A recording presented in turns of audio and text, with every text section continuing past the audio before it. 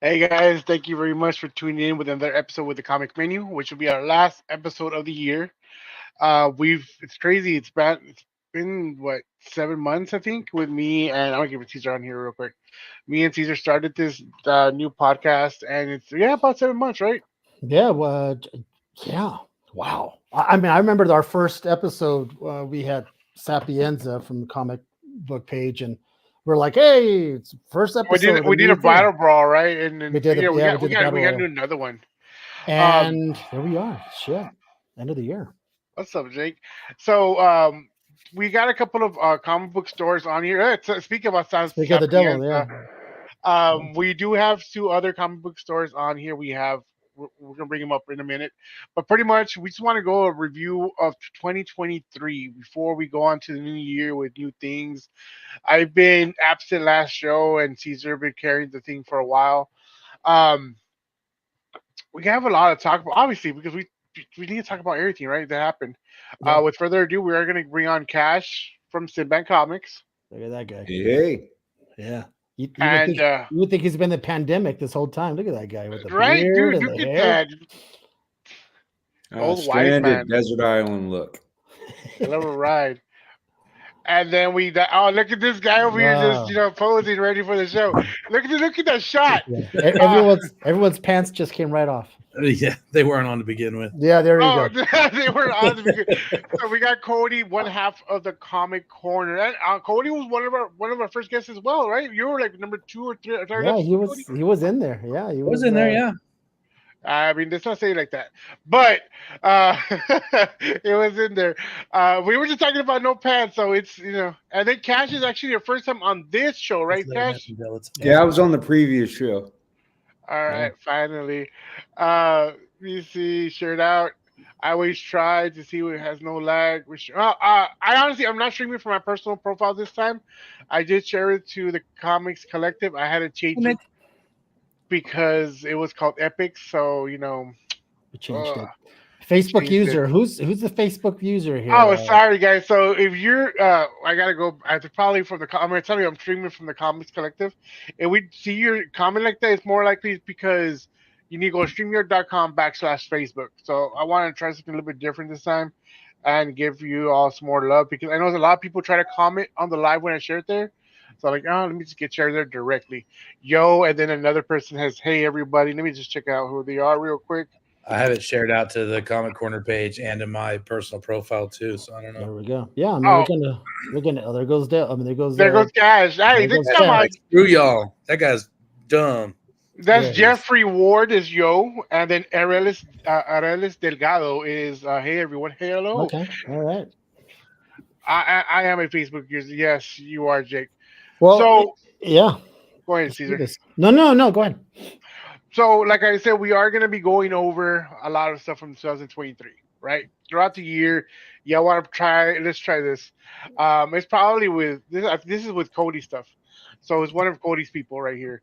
Um, we have a lot to talk about, right? But the one thing that recently happened, there's two major things, right? We got to talk about the first one would be Jonathan Majors being dropped by Marvel. He was found guilty on certain charges he was not. I don't know if y'all saw the videos of him being chased by the girl. The text message, there's a lot of evidence against him or for him and stuff like that. No, let me tap this out, Carl. Yeah. Uh, While you're doing that, so I compliment Marvel for doing it right this time around, meaning that they didn't have the knee-jerk reaction of firing the guy as soon as something happened, right? Oh, he's going to court. We're gonna let him go. And it's like, oh, he's found not guilty. Oh shit. Now we look like morons, have to hire him back. So instead, they're gonna do the lie and wait. Let's see what happens with the once the court judgments come down. And once it did, and I was telling the guys in the background, you know that Marvel probably had his phone number on their thing, and they're waiting for that last dial, number to dial. Once it said guilty, they dialed up and said, "Hey, Jonathan, yeah, you might not want to come to work in tomorrow. We'll send you your last check." It's a shame. I like Jonathan Majors. I think he's a really good actor. I liked him in the last Loki too as Victor Timely, but this is Disney. They got to do their thing. So now the whole speculations: is it gonna be recasted? Are they gonna do away with Kang Dynasty completely? Are they gonna focus on Galactus? Are they gonna focus on Doom? Who's gonna be the new baddie in Phase 5? We do not know. A lot of speculations, but we're not going to know until probably next year, mid of next year. Yeah, Jake, you were one of the first ones, and I mean, we just wanted to be hopeful because honestly, to me, he's a good actor. Yeah. You know, the movies that he's come out in, he's been real good. His off the scenes kind of dictated what happened here. I heard he was hard to work with. Sometimes Cody's hard to work with. Sometimes Cash is hard to work with. But we're still here, right? I mean, as long as we don't push each other's buttons way too much. But you know, let's get our guests' perspective. What do y'all think, Cash and Cody? Whichever want to go first. Well, I mean, I think it's based on the outcome of the case. I think for Marvel's PR, it was the right thing to do. You know, unlike some folks at DC who have some really questionable actors in there in some of their films who've done some really questionable things, provably, right? You know, on tape. So I think they did the right thing for their reputation. And honestly, overall, I think it's probably a good thing for the MCU and the storyline. It opens up the opportunity for a different big bad from the new lineup, possibly a Doctor Doom, possibly a Galactus. Because Kang, no matter how cool, is a C-list villain, right? When it comes to nobody knows who Kang is, and you walk out on the street, right? People who don't read comics know who Doctor Doom is. Yeah. And, you know, they've heard that. And I think based on the superhero fatigue and, you know, just the performance of the Marvel Cinematic Universe lately, and I think a lot of that has to do with fatigue and with C-list characters. Bringing in some of the characters that generate more excitement is going to do more to get some audience back than going with a Kang Dynasty, you know, which is a little obscure unless you're a comic guy. Yeah, that's also kind of been the formula that like the Feigeverse has sort of worked on creating, is pulling these obscure characters that people don't. And I feel like early on that worked because not as many people knew the lore as well or as deeply. So even comic people that knew comics well, you know, didn't know the Guardians lore that deeply. So when they take liberties with it and they change it up and they make something new out of it, I think it really can create something new, which you know is what sells tickets to movies. You know, if we're just going to go see more of these X-Men movies that we had gotten up to that point, or the Sam Raimi Spider-Mans, which were great. You know, I loved them all as they were coming out at the time, but they came at this to do something different, and they built this world sort of using that idea of the lesser known stuff. So like the Kangs, and like I had to bone up on Kang myself, and I grew up reading comics, and I really liked Jonathan Majors' casting, and then when all this happened, I was like, well, yeah, I think we all pretty much knew, unless it turned out to be bullshit. You know what I mean? But we also have to think about what Cash just said about, well, if you go on the street, you wonder who Kang is. On the other hand, many people did not know who the high evolutionary is. Yeah. In Guardians. I mean, at all.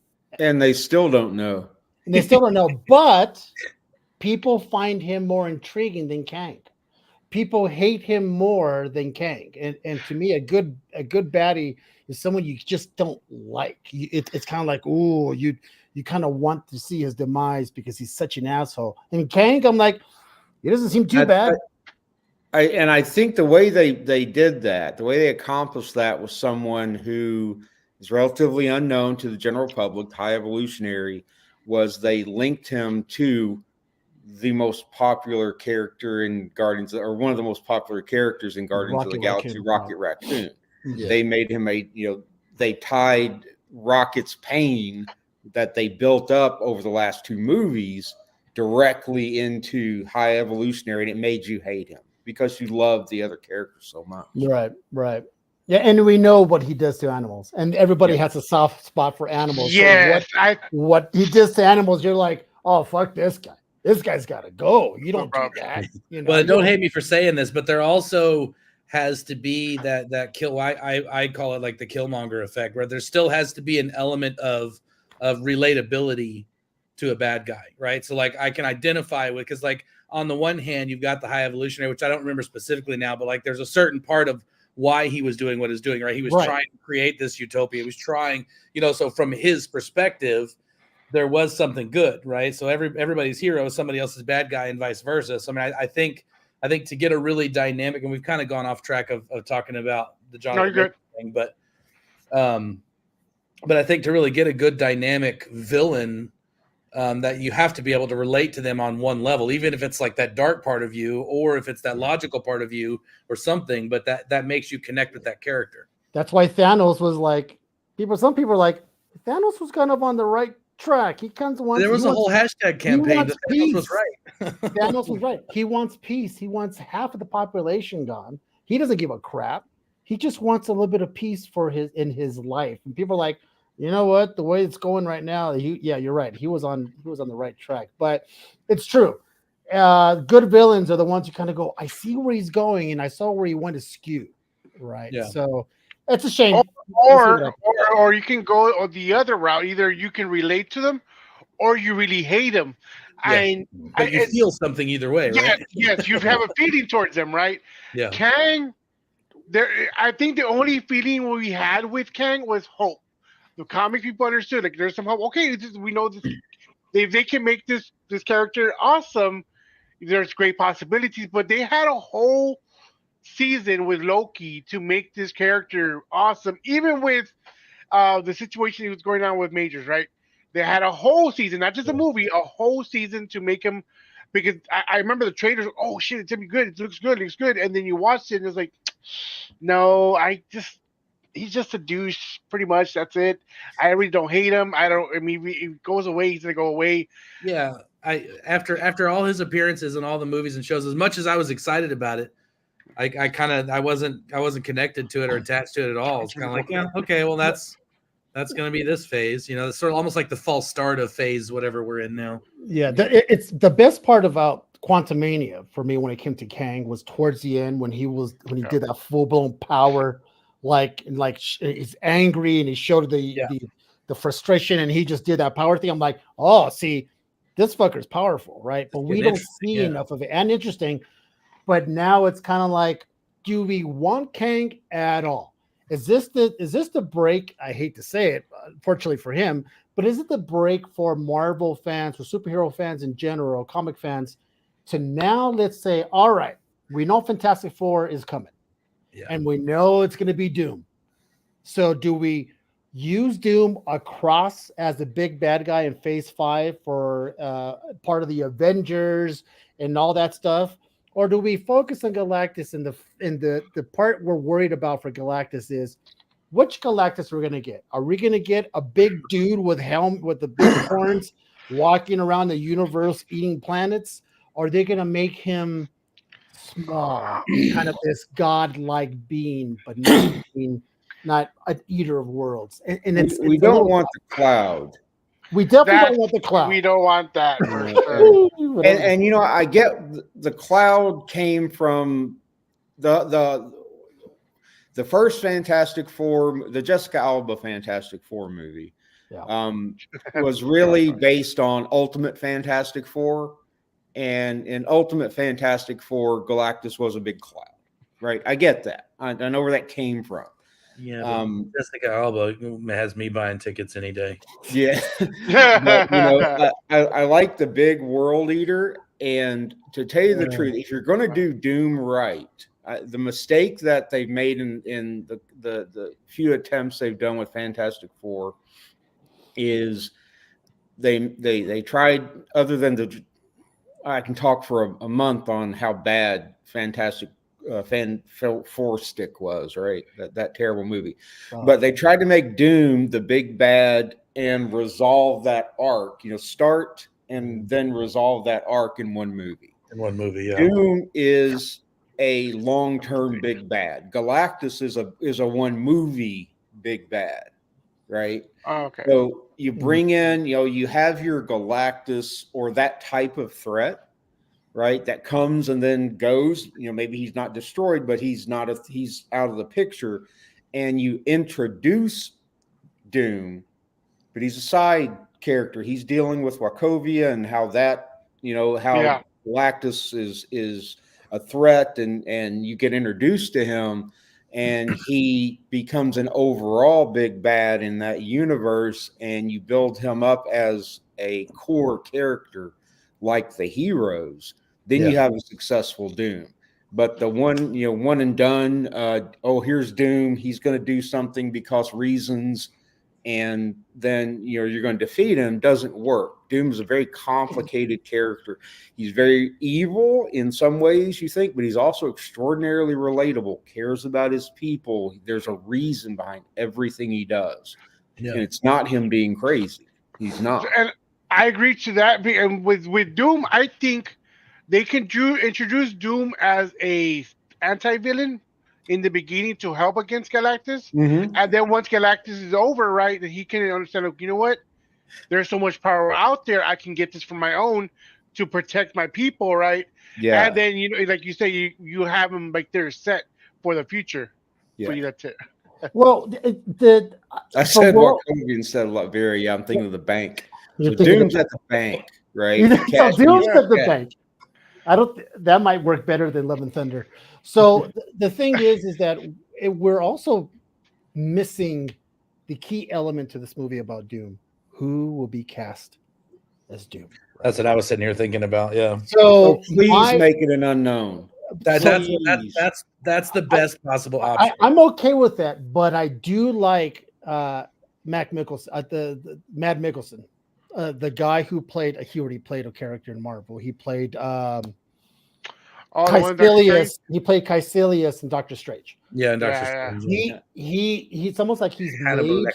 He's almost like Hannibal Lecter on the TV show. Brian, this guy right here is the conversation. This is Brian Chamberlain, and he's Lizard. God, Jesus. But for Doom, somebody who doesn't have an ego, who can wear the freaking mask and keep it on. And keep it on, because he's not going to have it on all the time. And then once he puts it on, get the guy that walks around in the Mandalorian mask.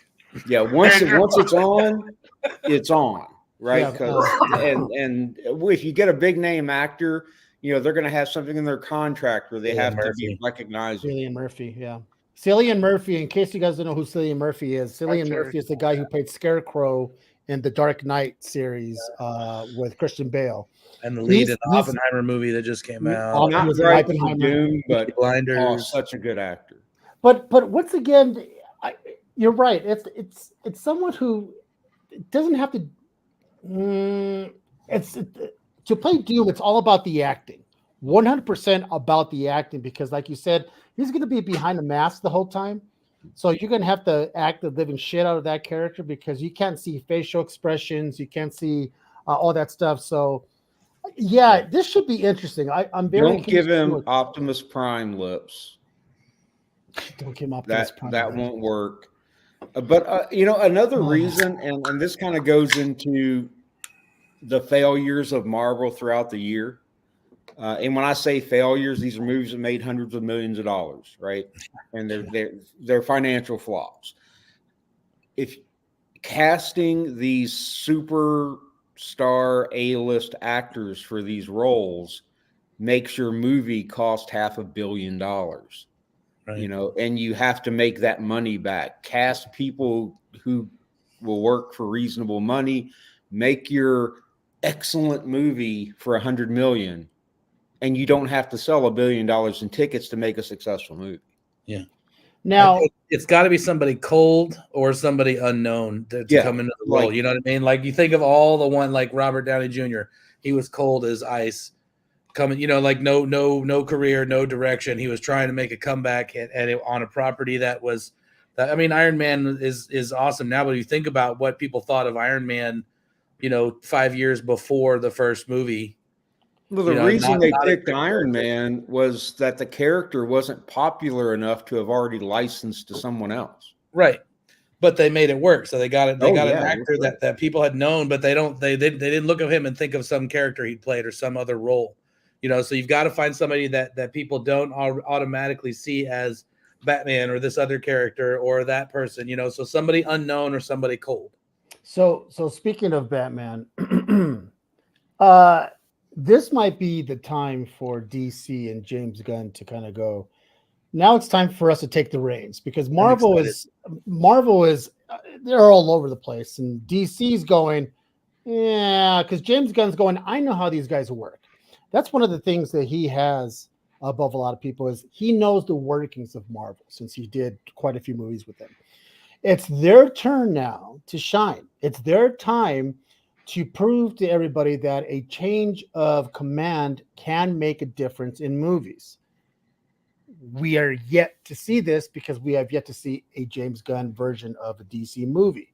Yeah. That being said, I'm an equal opportunity collector and a lover of Marvel and DC. So I'm okay. I just want something fucking good.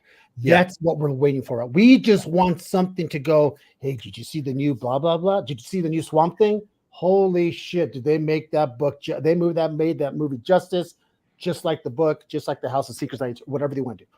I love the Swamp Thing show. I thought it was great. Yeah, I want to start watching it. I missed it. The ratings were good on that show too. Why it was canceled, I have no idea.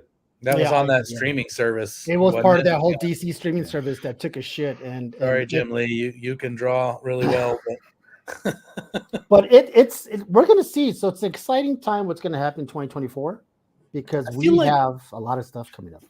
I feel like they used to be. I don't know. I remember hearing it a lot, but like it used to be like DC told better stories. DC had more of the content focus.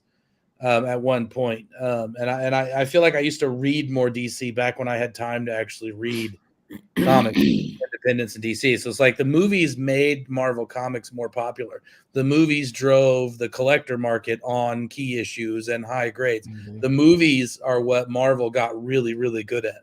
The movies, the characters that we all knew, but the stories were more from a lot of characters over the last 20 years. I mean, there's been a Batman comic book released weekly for the last 400 years. Don't quote me on that, but they tell stories. They tell stories. And so it's always been weird that they can't ever figure out how to tell those stories on screen. I don't know if they're trying too hard, if they're making it too complicated or what, but I'm excited to see what James Gunn done, because DC has a real deep pool of stories to dig into. Oh, God, do they? They have a plethora of stories. We already saw the lineup. So we've seen a lot of comments on here. I'm sorry. That's a good suggestion right there. Jamie Lannister in Game of Thrones as Doom. That would be a good one. But like we're saying, we want some. Not what we want. I think it would be better off if it's a no-name actor, just because in the long run we won't have the ego. First of all, second of all, we need somebody younger so we can be think about the future, right? And if they don't have any acting or any other movies lined up, there's no conflict of interest, right? Or another, So there's so much pros for getting a no-name actor compared to a well-known actor. You know what I mean? If it's a good story and if it's something we want to watch, people are gonna go watch it. Like right now, Godzilla is a thing, right? Word of mouth. Everybody wants to go watch Godzilla. The show, the movie that came out, and the one that's going to be coming out next year. Name one actor in Godzilla -1. There we go. Godzilla. Exactly. Godzilla. So we could talk about the whole movie thing forever, but let's change up things. Our buddy Comic Uprising, who was a fantastic host last week. Thank you, James, when we had John Boy on. He brought up something that we talked about in the green room that we're going to bring up as a topic. There has been talk that Discovery has been kind of kicking around the idea of merging with Paramount Global. Now, as I kind of was saying, what does that mean, right? And Dale was like, well, that means that they would have Star Trek. All right, cool. For all your Star Trek, all your Trekkies out there, you fucking nerds. All you Trekkies out there who like that stuff, got it. Now, what else would they have that they would benefit on? Or is it something just strictly power move for Warner Brothers to have more capital to really put in a punch when it comes to putting in CGI work? Because god damn, they need it after that Flash movie. And they need to put in some more money or some more whatever it is. I still had fun watching it though. I still kind of disagree on that though.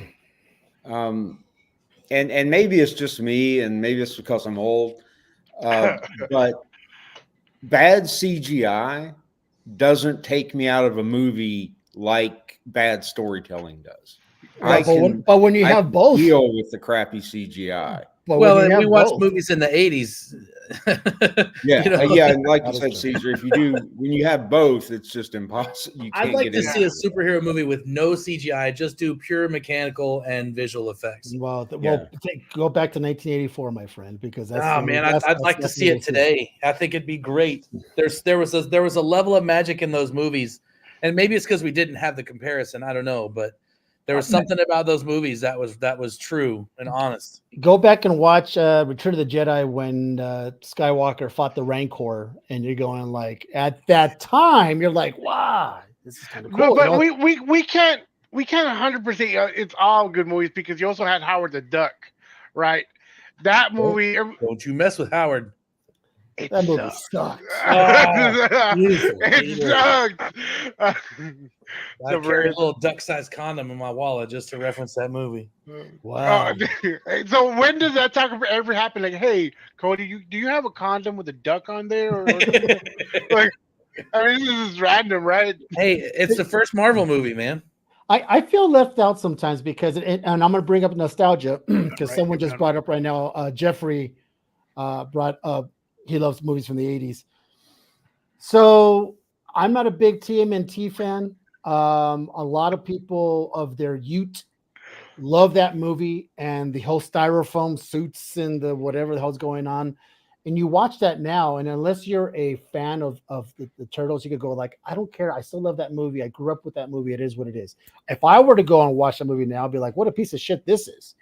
Right? So it's all based on opinions. And yes, 80s movies are cool nostalgically, but sometimes they just do not hold up, right? But yet some 80s movies are better than movies coming out now. And why? Because of storytelling. The story time of those movies, they just knew how to tell a story compared to the shit we get now. I just recently saw the Indiana Jones movie. All right. I haven't seen it yet. There were only 3. There we go. We didn't know it. You're right. There's only 3 movies, and it was all right. I was like, okay, stop it, and don't make another one. I don't want to see a seedling, a cousin, an uncle taking over the mantle. I don't give a shit. I don't. Harrison Ford just wanted to kill his characters on screen. Is that what it was? I don't know. I haven't seen the movie, but I'm assuming. I know that he's got a thing about that. Goonies. Goonies. There's a lot of stuff that Lost Boys. The Thing, 1982. It still holds. Absolutely. And the Baker special effects of those days. You're right, Cody. There's a mystique about the special effects that people use in the 80s that just so cool, and it's not CGI'd. Yes, the face looks contorted, but it's melting, it's on fire, and it plays to your emotions and how the coolness of things. Nowadays, sometimes the CGI looks too CGI'd, and it's it's not believable. The other big thing that 80s movies effects, you can tell CGI from practical effects. Yeah. Oh, 100%. Yeah, absolutely. What are you saying, Cody? The other big thing that 80s movies did is they didn't show you everything. They didn't show you the You know what I mean? They implied it. So your imagination filled it in. Right. And now with CGI, there's no room for the imagination to fill in any gaps. Give me a movie where I have to think about. Like I remember the first time, like when they show something off screen, right? And you're like, man, I want to see what's going on. And then the first time they showed it, and I was like, oh, I didn't want to see that.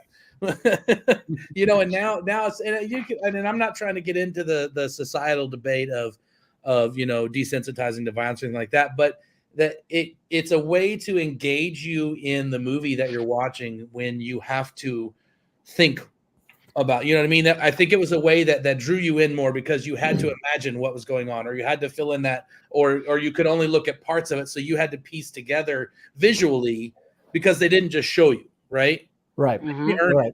Right. Well, let's talk about with that. Like, it's similar. Let's also talk about how the trailers expose way too much of the Way too movie. much. Back in the days, trailers were a minute and something. Now a trailer is about 2 minutes and 50 seconds. And they show all the good stuff so you And can it's all reel the you good in. stuff. And I'm like, that's But all there was. There's so many spoilers in the trailers. Oh, 100%. And you're seeing this and you're like, when you're watching the movie, you're like, but I know what's going to happen here because I haven't seen this yet, which I saw in the trailer. Oh yeah. I And then Yeah, you wait for the scene you saw in the trailer to happen. You're like, oh yeah, there it is. Yeah, and then it doesn't, because sometimes the trailer doesn't. They don't show up in the It's movie. a scene they don't use. Yeah, or they something. cut them use out. So let me. I'm going to throw out two movies. Okay, this is going to be obscure. I'm going to throw out two movies. And which movie do you think would be better, the original or the exact same movie, but we're going to replace the effects in CGI? One, Tremors. How much fun would Tremors be, or less fun if we had same movie, same dialogue, everything, but the actual worm itself was CGI? No, the practical No, effects right? make that movie. It doesn't work, right? Next movie, Killer Clowns from Outer Space. no, it got to stay the same way. Because there's something about those clowns that speaks to you that they're moving in the mouths and the eyes and all that. But if they CGI those, it wouldn't look. It wouldn't be the same. Stupid, It wouldn't be a so bad it's good movie. Yeah. It's almost like they try to make it a good movie. Leave Tremors alone. Yeah, that's good stuff, man. Tremors is great. Oh, yeah. Terrifier, Jake. I think we're all reading the comments. We're talking so fast it's hard to go back and keep catching up with them all. But Catman was good. But yeah, Terrifier. If you haven't seen it, Cody, it's one of the recent good scary movies. Are actually like, oh shit. I mean, I'm not a big horror movie guy. Yeah. I can't because of the wife, so I'm fine. What's the name of the other one? Spaceballs. What about that one? That one with spectral effects are a lot better than. You know what though? I tell you what, but Spaceballs, if they use today's CGI, it would work because it's all because it's and everything. Purely about the comedy. It's purely about the comedy and the special effects last. Even though they have that one part where the stuntmen are wearing beards and a cigar, dressed as women. That's fucking funny. It's good stuff. All right. Like I said, we could talk about this shit forever, Dale. Absolutely. So, okay, that was just two topics, right? We took out 30 minutes already. Flash Gordon. Okay, before I go to the next one, Flash Gordon with CGI, I think would be better to me. It would work. No, see, there's certain movies I think that would work with CGI with the same story. Big Trouble Little China is another one that could probably one of my work all-time with favorite CGI. movies. I wouldn't touch it. No, Right. Stay away from my keychain is a Pork Chop Express keychain. Pork Chop Express. That's when you know he's a big fan right there. Yeah.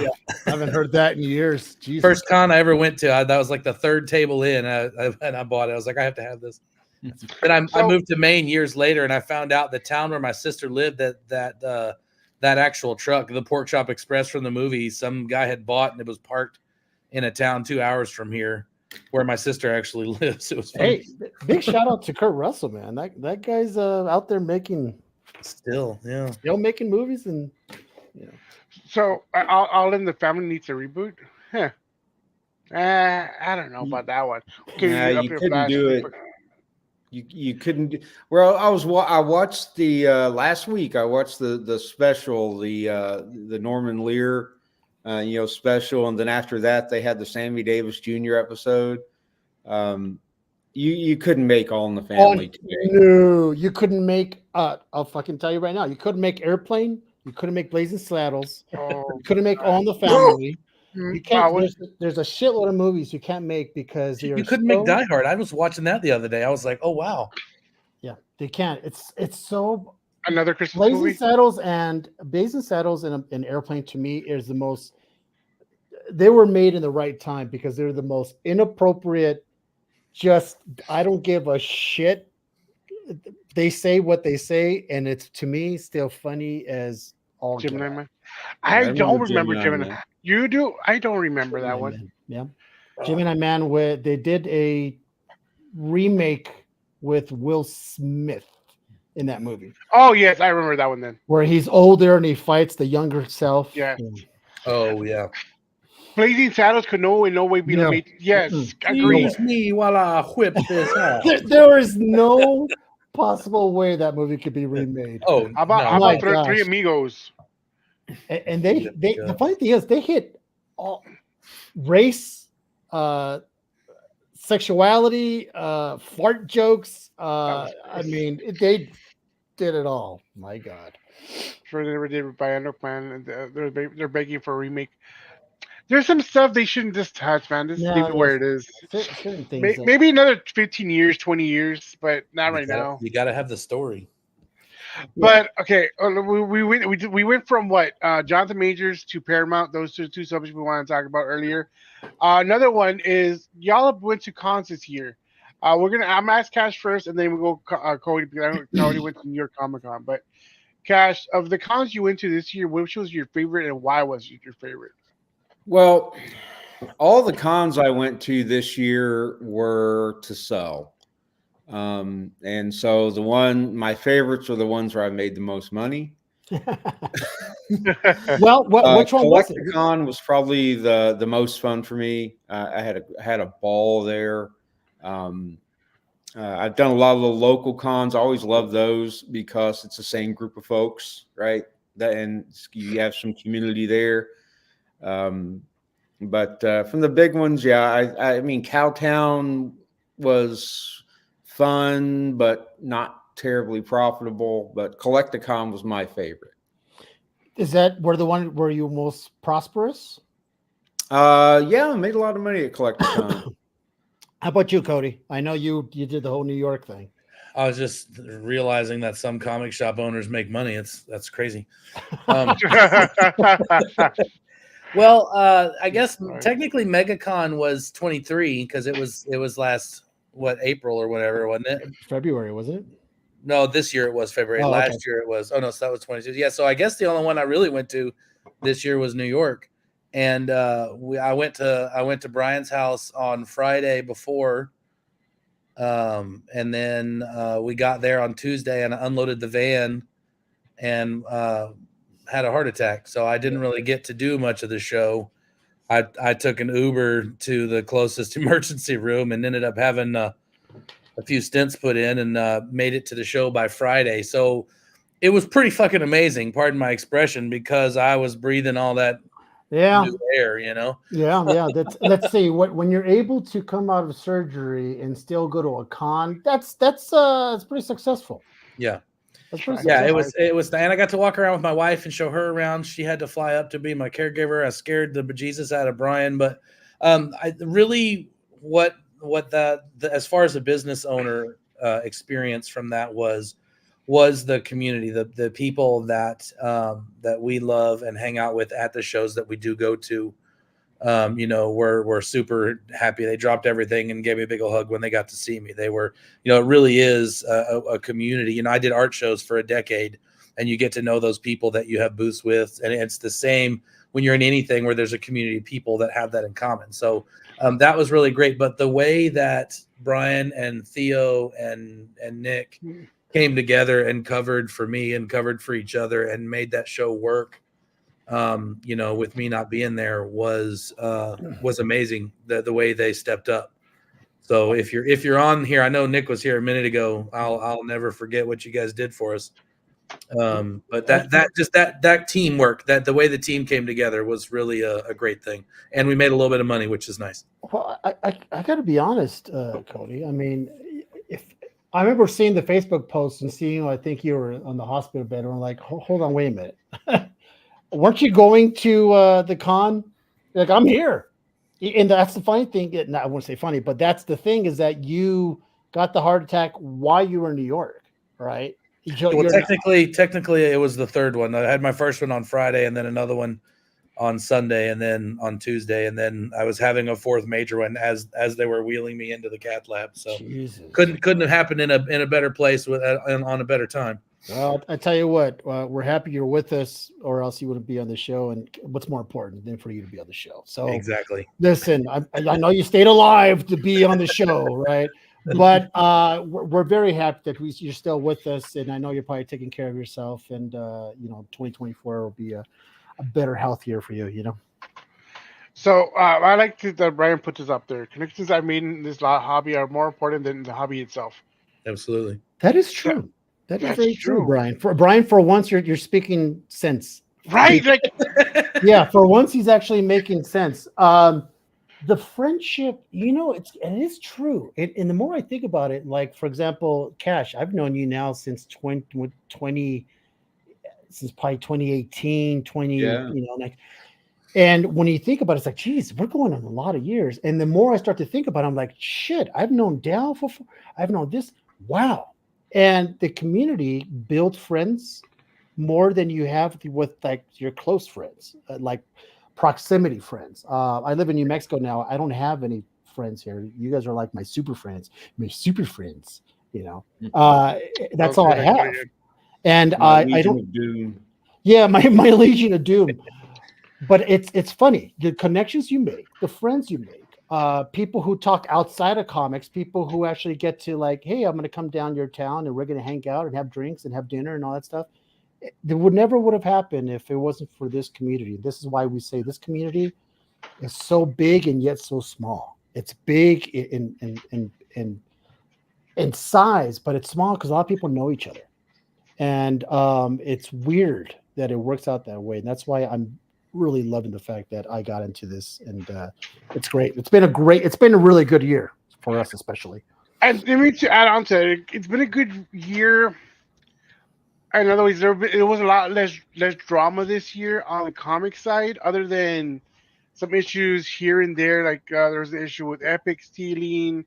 There are some scammers like here and there was didn't pay. Obviously, Frankie's was another big issue we had earlier this year.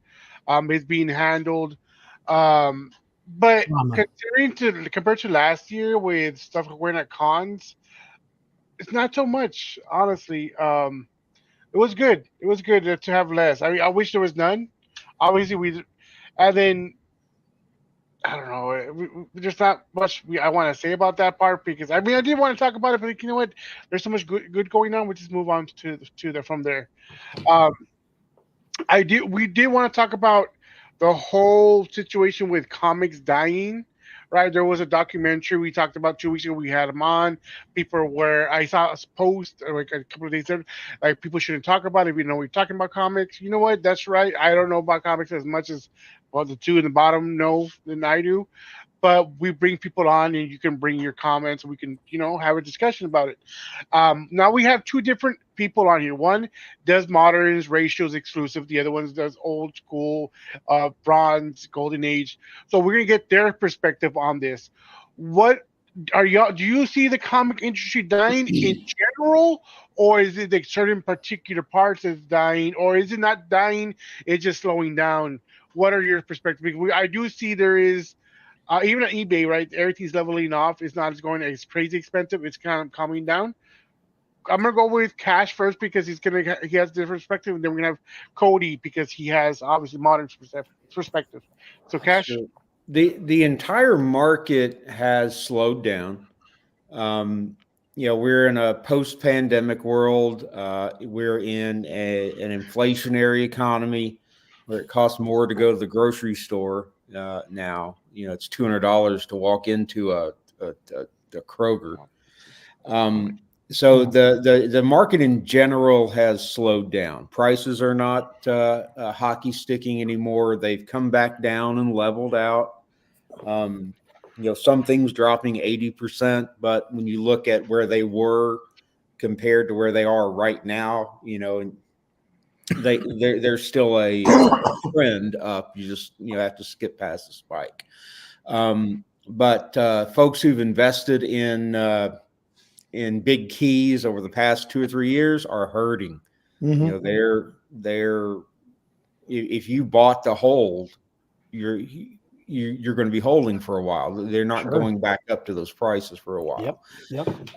I think I see people moving backwards, getting the older stuff, not even silver. They're going, a lot of people are dipping their toes into golden age. I've done very well in golden age this year. And I see golden age collectors going back into pulps. Okay. And that market is picking up quite a bit. Yeah, CGC is going to start. They're going to start grading pulps. Really? I didn't know that, but I picked up quite a few lately, and just because of demand. 80s cartoons I'm seeing, are still healthy. They're not skyrocketing; they're still healthy. Where I'm seeing and actually 90s books are doing okay. I mean, they're cheap, right? You're not getting $100 or $50 out of a 90s book, but they sell. People buy those things $5-10 a piece all day, right? Yeah. Where I'm seeing an issue, and then we'll go into Cody with this to get his perspective, is if not for Spider-Man and Batman, Marvel and DC would just be dead. I mean, nothing else sells. People just aren't buying these books. And you can see, especially on the Marvel side, these little small runs, right? Nobody planned for Iceman to only last 10 issues or, this to only run, 5 issues. They were supposed to be runs, but the sales dropped off so fast. Because nobody has them in their pull boxes. And why? It's because the stories aren't good. There's a lot. I don't know if you picked up a modern comic lately and you see page after page of people just sitting around talking about. I mean, they're sitting in a coffee shop for 4 pages. Nobody cares. It's the Kevin Smith script. The Kevin Smith script. Yeah, so. And talking with some of the shop owners around here, if you have a brick and mortar shop, which I don't, thankfully, if you're not doing tabletop gaming, trading card games, and selling manga, you're out of business. Yeah, that diversify. What about you, Cody? What are you thinking? Well, I think kids are your bread and butter, and collectors are sort of your foundation, if that makes any sense. So, and that kind of speaks to just what you just said about because kids nowadays, they want the Pokemon cards, they want the One Piece stuff. I did a Funko Pop show this last Saturday, and every single One Piece Funko Pop that I had was gone. Stuff gets hot, stuff gets cold. Funkos are almost cold as you could get with collectibles, but I have so many. I just bought a couple $50 tables at a local Christmas show and put everything I had out at that 2 for $20 or 3 for $25 just to move them, and we did okay, but the One Piece stuff sells. And again, it's the kids and the younger kids are the people that and anime is kind of the new sort of what comic book properties were, I think, to people in my, I was born in 1980. The people in my sort of age bracket and neighboring age brackets. It's just bad. As far as yes, I mean, I don't know. People that, like you were saying, the people that buy golden are now moving to pulps. The people that bought silver are moving to. I think that is I don't know so much about that because I just buy books to try and clean and slab and keep the ones that fit my 6.0 wall and find new homes for them. But my personal stuff is Image, the independent stuff. And even now Image releases so many new books and new titles that nobody cares about. Like it's almost like it's flooding itself out because they're just trying to sell paper, and the paper is the most expendable part of it. The comics, the pulps and the golden and the silver age books, the reason those are so valuable in decent condition is because they were disposable at the time that they were released. They printed it the cheapest possible way you could print on the cheapest possible medium you could print on to sell it to the kids. Right. And then those kids got old and those stories evolved and then they turn into other things. Yeah. The hardcover collectors are about the only ones. But again, I don't know. I've kind of spinning off the rails because there's so many different things we're talking about here, but Yeah. I feel The like whole year. but I will say, going on what Cash says about those who bought back then are being killed now. People like me who are collectors, who gives two shits if the book drops or not, are loving this lull. absolutely, it's a buyer's market. It is a buyer's market. Absolutely. Cash, I have a list, Cash, of the stuff I bought, and I saw books that I bought from you at that time and what they're worth now, what I could have got them now if I would have waited. As if I'm going to go back in the past and go, hold on, Cash, I'm going to wait to buy that Poison Ivy #1 until 2023 when everything takes a shit, and then I'll buy it cheaper. We didn't have the foresight, right, to do that.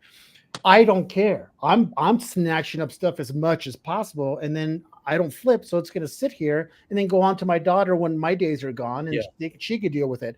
It doesn't matter. But for those who are trying to make a buck, oof, it's tough, right? It really is, because it's like I made like $100 off it, and I took a bath, but I need that cash now, right? So it's just this thing. But gold, I've noticed more gold.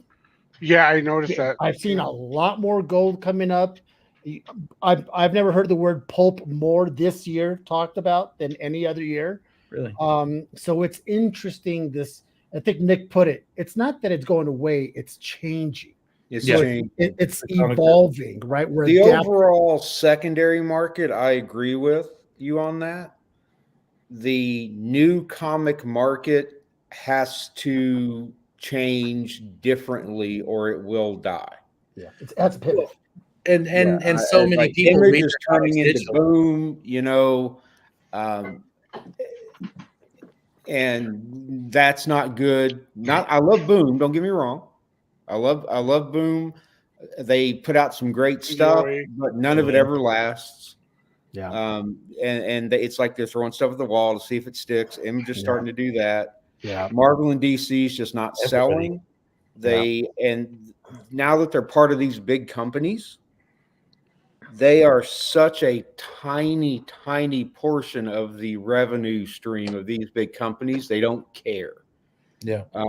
And the print divisions, what I see most likely for the print divisions is that they're going to license them. And they'll stick with the movies because the movies can make money, and they'll keep the character licenses for that. But for the print books, I see Marvel and DC licensing those out to other companies to take on those brands and start printing books, because Disney doesn't care, and Warner doesn't care. Yeah, think about print, because it's the market is too small. Yeah. Before we continue, I'm sorry to interrupt y'all. Before he gets too lost into it, I brought in Kevin DeGallo because Ivan's still asleep. I did want an artist perspective on certain things, so we do have one artist. Kevin, say hi real quick. Hey, how's it going, everyone? What's up, man?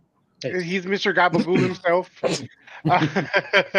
So, whenever you want to chime in, Kevin, chime in. I know it's a conversation about comics, and I know you're a nerd too.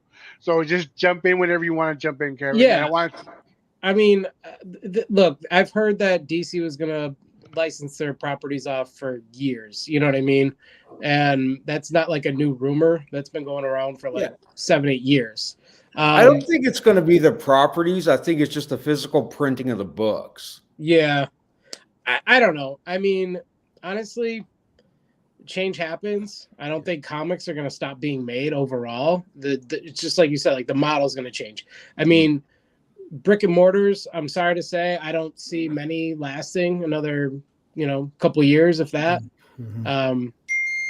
Much like any other kind of service or any other kind of goods. I mean, that's just kind of what it is.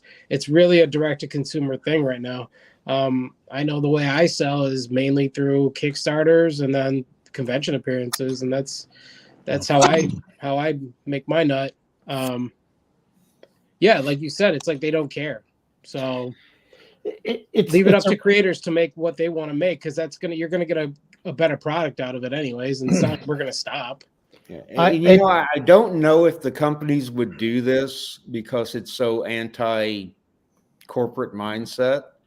But if you could turn your comic, your actually comic divisions, look at them as lost leaders and idea factories, and let people run wild and see what works and see what doesn't, without trying to make them make money, and just put out new ideas out there, and know that you're going to lose money here, because what you're doing is you're farming intellectual. Yeah, but they're not paying people to give them their ideas. They're paying them to, write the 800th Avengers book or whatever, Right. I know if I'm going to Marvel without having the right deal, the right contract, something like that, I'm not giving them my best work. I'm not giving them my best ideas. Why would I do that? I can make money off that. I can monetize off that. Absolutely. But you got to really think about it like that. I'm not trying to stir up trouble or anything, but like kind of what Mark Miller was saying is right. You have to bring in better talent. That's not to say, Dan Moore is not an excellent Superman Batman artist, because he is, but I don't read mainstream comics. Like, nothing about it really draws me in. Maybe it's because I'm 37 and I just grew out of it and I don't care, but I just know, like, having the DC or Marvel emblem on it, it's going to be heavily censored, heavily watered down, kind of mainstreamed out. I don't really, you know what I mean? Like, it's the brand at this point that I don't really care about, Mm-hmm.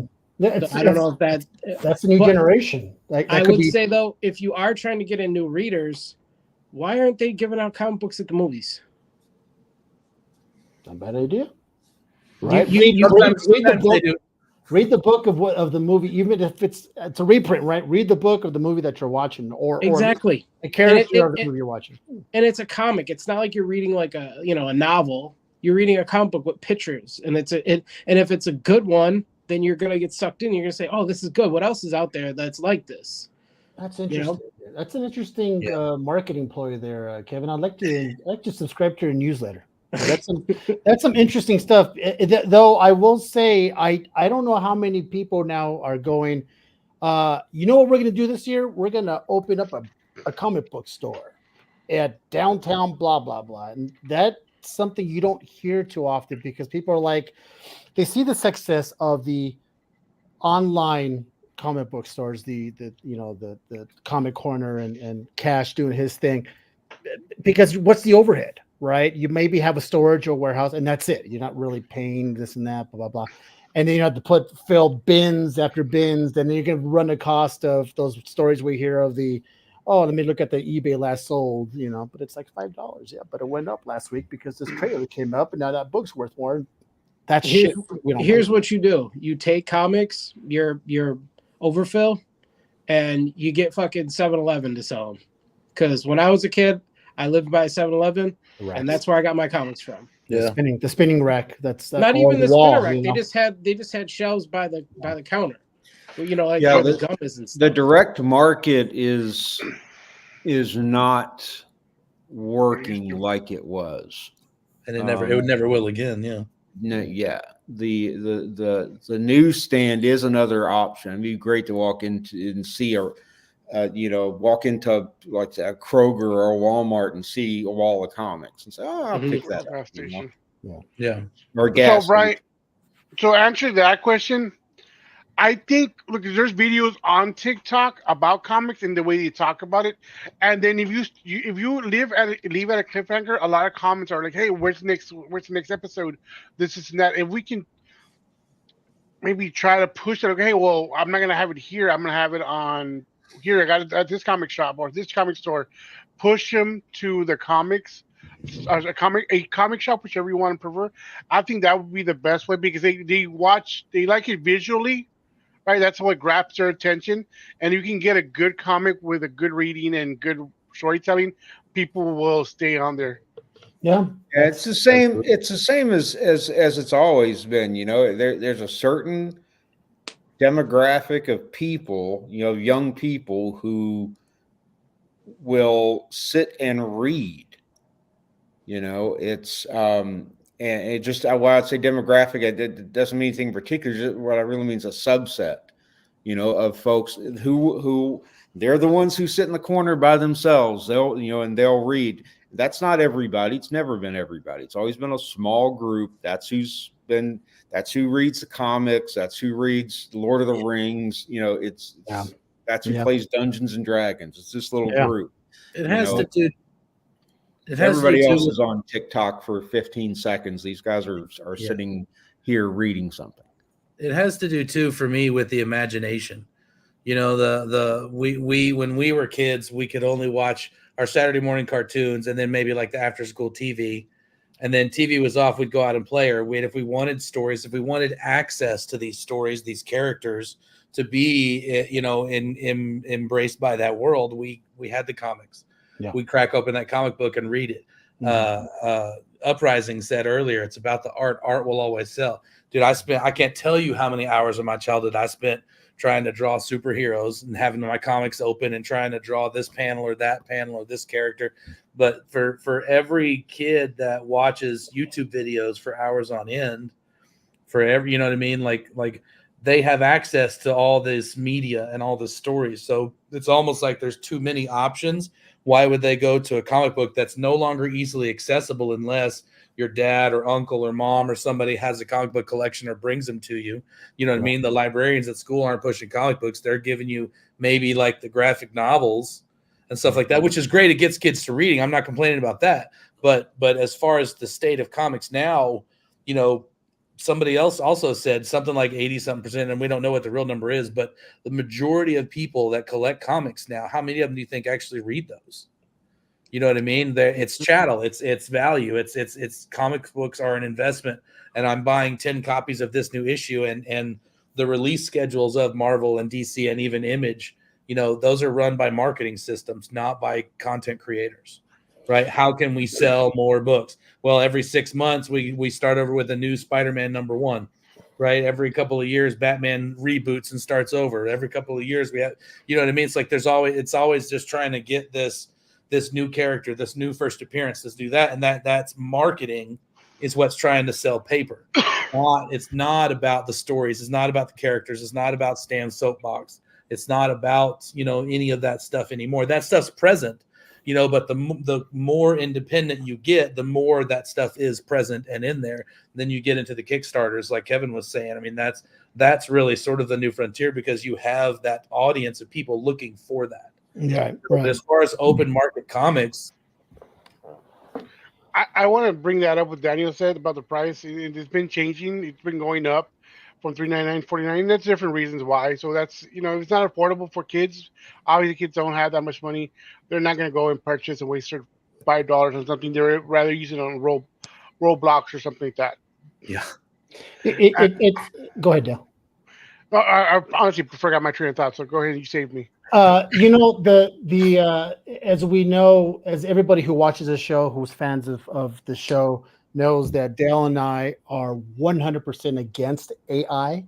So when James says that art will always prevail, because we have so many artist friends, and which it's their bread and butter, that we do not support AI, to the fact where I will get a follower on IG and I just go see who it is, and I see all their stuff is all AI generated.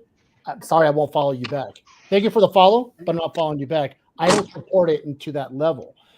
But that's the stuff that the artist is the heartbeat of the comic community. It's guys like Kevin, future guys like Kevin, and everybody else who are friends here.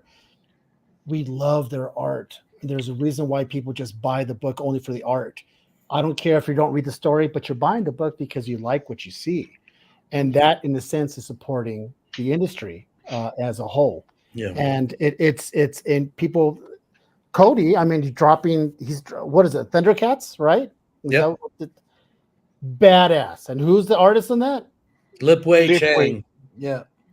Badass. It really is.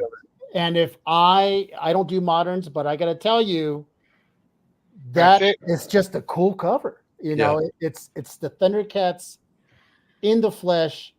It's a cool take on Lionel. It's just kind of cool. The sword in the arm, bro, is fucking awesome.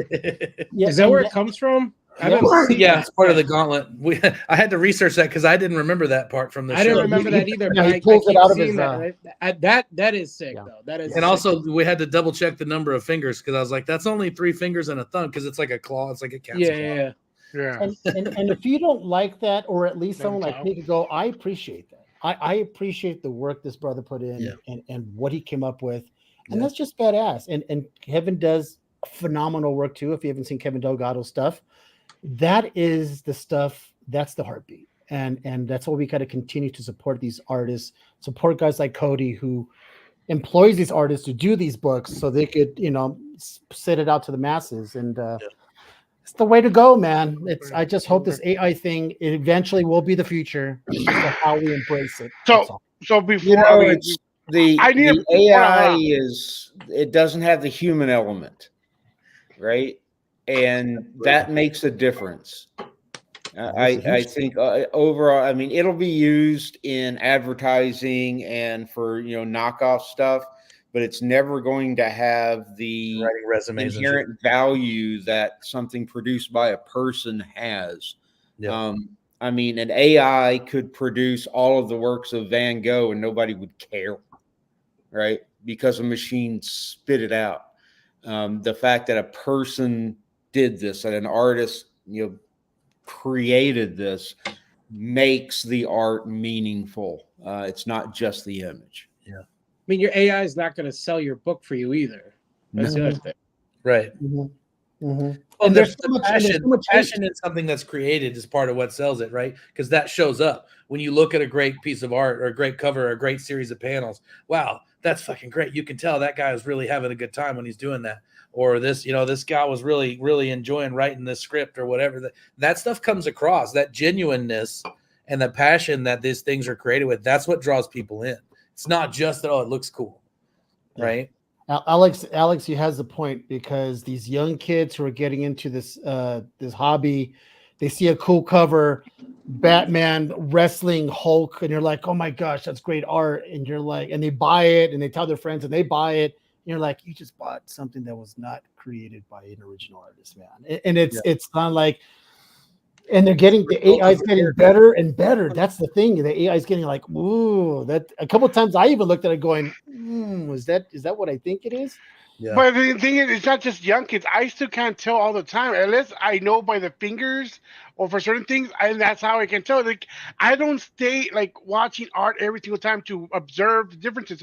Artists and people that are always watching this are gonna know easily. Somebody like me who is gonna be a random comic guy is not gonna know immediately. Oh, that's AI, right? It's gonna take a minute. It's gonna be somebody to tell me, hey, that's AI. Like, people understand. Oh yeah, just because you tell me a few times, oh, that's AI, doesn't mean I learned that.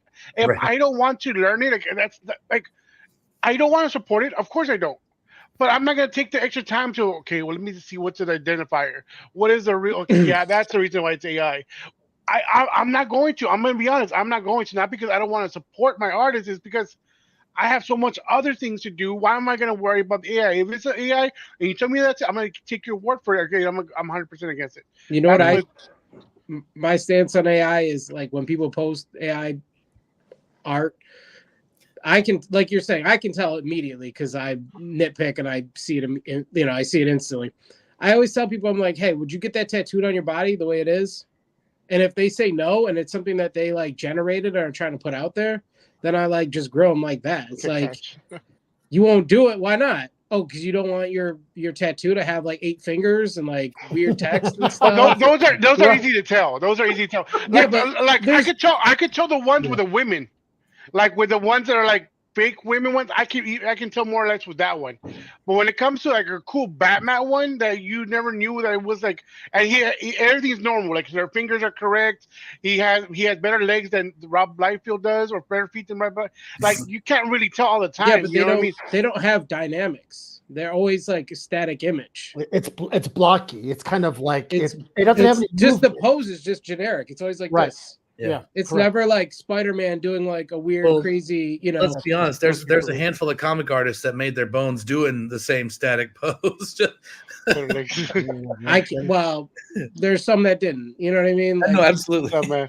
You know, I think about there's an element of that McFarlane. He too. didn't do that. You know what I mean? Yeah. Or Ryan Stegman didn't do that. There's so many good artists that are just Absolutely. masters of the figure, and AI is not going to get there. Yeah, Well, composition, yeah. Hopefully. yeah, movement. So real Movement. quick, Brian, fuck you. I am the youngest person here. I am not 37. I'm 35. All right. So I am the youngest person here. So go shove something up your ass. But So he looks going, older than go- he looks older than Kevin though. I do look older, but it doesn't matter. I am still younger, regardless. But it does. After so long, I'm pretty sure I'll get to a point where I can identify it faster, right? But it's been what 8 months. I still like. I people get after me like, why did you share? Like, I didn't know it was AI. Yeah, Right? wow, yeah. Well, you could go to 37. Well, yeah, They'll learn his lesson. No. yeah, whatever, No, Brian. it is what it is, guys. But I do sometimes kind of use it as a game. When I see something, I'm like, okay, let me take a look here. This is Right. I'm pretty going good. like, all right, the hair doesn't flow. All right, the flow. Yeah. Oh, the belly button. All right, I got that. Right. Oh yeah, And a but lot of they also try to hide their hands behind like a shield. I pose like or- yeah, I got Right. you. So, Well, I mean, it's getting to the point where I can get there, but I'm 32. It's been rough. Yeah, So okay. I can't cash. Okay, so I want to bring up something about how Marvel and the writing stuff, right? I remember back in the beginning of the year, everybody was excited for ASM. I don't know, 25, 32. The spoiler, it was some big event. They did it on Twitter. They wrote it on Instagram. Everybody's excited. They bought it, and all it was that Kamala Khan died. That's all it was. Yeah, It wasn't a big, and everybody was disappointed in that. You cannot set up a story like that and do something that small. Like nobody cares if she dies. She's not a big character. She's a big character to certain people, like a small portion, but they're not the comic people, right? The people that are buying it are not gonna care that she died. Nobody cares when anybody dies in comics because it's never Wow. Because it doesn't mean anything. Yeah. Yeah, that's true. It's not a big event. I mean, what was the cooler event is that when he finds out that Mary Jane had kids with another guy. That guy was hated. It wasn't his fault that Spider-Man wasn't there and he became a daddy and everybody hated him after that. He wanted him to die and the kids. The people wanted the kids to die. It was crazy. Like what the kids do? They were just bored. But They were AI bots. AI bots. They were as well. Oh, and I saw that Lego was letting go of 1,500 people or close to 1,100, right? And then they were hiring Photoshop wizards. Photoshop wizards. Yeah. I'm like, that is not a good look for Lego, honestly. Yeah, Hasbro. I'm sorry, Hasbro. Yeah, it's Hasbro laid off about 20% of their workforce, but they've got a lot going on. I mean, one, the toys are they're looking at licensing a lot of the figures out to McFarlane Toys to make, but a lot of their property figures aren't selling. Ollie's is packed with Hasbro toys. They're packed with Dungeons and Dragons games that are 10% of the original price because they can't sell them. Mhm. Their Magic the Gathering is sitting collecting dust now because they've screwed retailers over on the last few sets. I mean, they were doing Amazon drops on Magic the Gathering pre-order sets at cheaper than distributor pricing. So stores that any store that bought the last couple of releases got hosed because they couldn't sell them for less than retail. Yep. Right. And so nobody's doing the pre-order. So Hasbro's screwing themselves in so many ways. God, remember that name? That name Hasbro in my youth, Hasbro and Mattel. They're like I get synapses of commercials of watching 7 a.m. Fuck, I can't believe I used to wake up at 6:30 in the morning to watch cartoons on Saturday. Now it's like now you tell a kid my age of back then to wake up at 6:30 in the morning to watch cartoons. Mm-hmm. Yeah, they're gonna be like, I just went to bed at 2 o'clock in the morning playing video games. You want me to wake up at 6:30? You know, can thank those cartoons and the toy companies for a lot of your 80s comics, oh yeah, right? Because there were regulations, FCC regulations about advertising to children, advertising toys to kids, right? So Mhm. you want a Transformers cartoon, fuck you. It's a toy. It's a commercial. So you Mhm. go to Marvel, you talk to them, you make a comic. It's not a commercial. It's an adaptation. Yeah. That was He-Man, that was G.I. Joe, that was Transformers, that was all of those things. That was Then Dungeons and Dragons. Thundercats. They exist as comics just as a bridge to get around the law so they can make big advertisements on Saturday morning for kids. Yep. And you know what? You know what's funny? How it was again. You know how Comic Uprising brought out comic baseball cards. Now everything is a card, right? Disney just brought out Lorcana. That shit was blowing up and selling for so much. Aftermarket was so going for so much, right? The Harry Potter cards. You're talking about One Piece, what Cash has, Dragon Ball cards. Like everything is a card now. Like the market to cards is so saturated now. Yeah, Everything's Lorcana a card. dropped 75% last week. Oh, it Values. did. Yeah, it tanked. The first chapter was selling for $400 for a booster box, and now it's like $179. Wow. Oh, Crazy. John, just a It's They quick. wouldn't let me Oh. buy any of those wholesale. I tried like months, like before they even listed it on two of my wholesalers. I tried to get in, and then they came in about 2 months before release and said only brick and mortars, which we have a brick and mortar, but only brick and mortars that are signed up as like gameplay stations. Like you had to like register with their national gameplay network to be able to get any of those allocations on that Lorcana set. So and I missed now, that. and now are they hitting you up saying, "Do you want some?" No. Yeah, on the it's just- second round, you so can small, they don't get care. pretty easily from distributors. I tell you what, though, you want to look at some good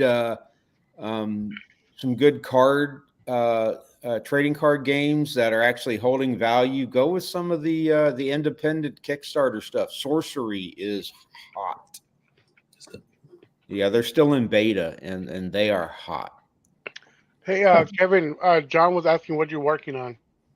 I'm working on a splash for the next Tough Stuff right now, but I am finishing colors on a major cover coming out in March. Oh, nice. Look at this guy, huh? Got some stuff cooking in the So stove, huh? I'm glad Carlos, he's the owner of Dippin' Burger. It's a great burger chain here locally.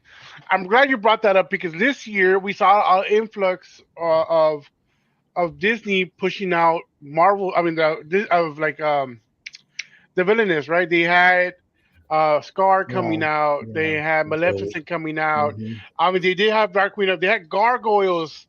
That one was a big seller out there. So they're pushing out a lot of these iconic characters, and it's been good. I mean, I liked most of the covers. Okay, let's see what he has real quick. Switch. Really Oh, tough. nice. Yeah. Dynamite. Yeah, Kevin has some good. He has some good clean lines. I you know, I'm not even done penciling it. I just started inking it. I love it. This Kevin's the dude, man. You guys don't know his work. Go check out the guy, will you? So, what's up, Mike? I know Comic Corner had a couple of exclusives here and there, or part of some of them. Do you think this trend it will continue? With Disney trying to push out some of their stuff, or do you think it's just like a one-offer? I was going. Actually, Cody, go ahead and you can answer that. I think that anything that sells books for them, they will keep doing until it stops selling books for them.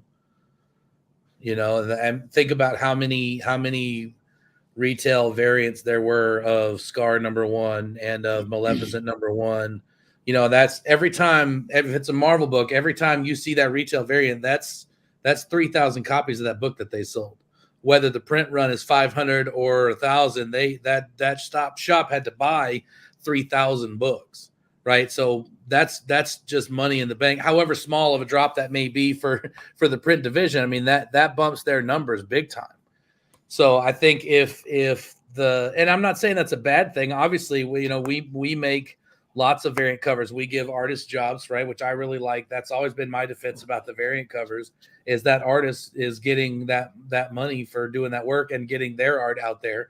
That's great. And somebody likes it and they think it's cool and they buy it and they put it in their collection. I mean, that's what brought me into comics, was looking at all the art, looking at the cool stuff and reading the stories.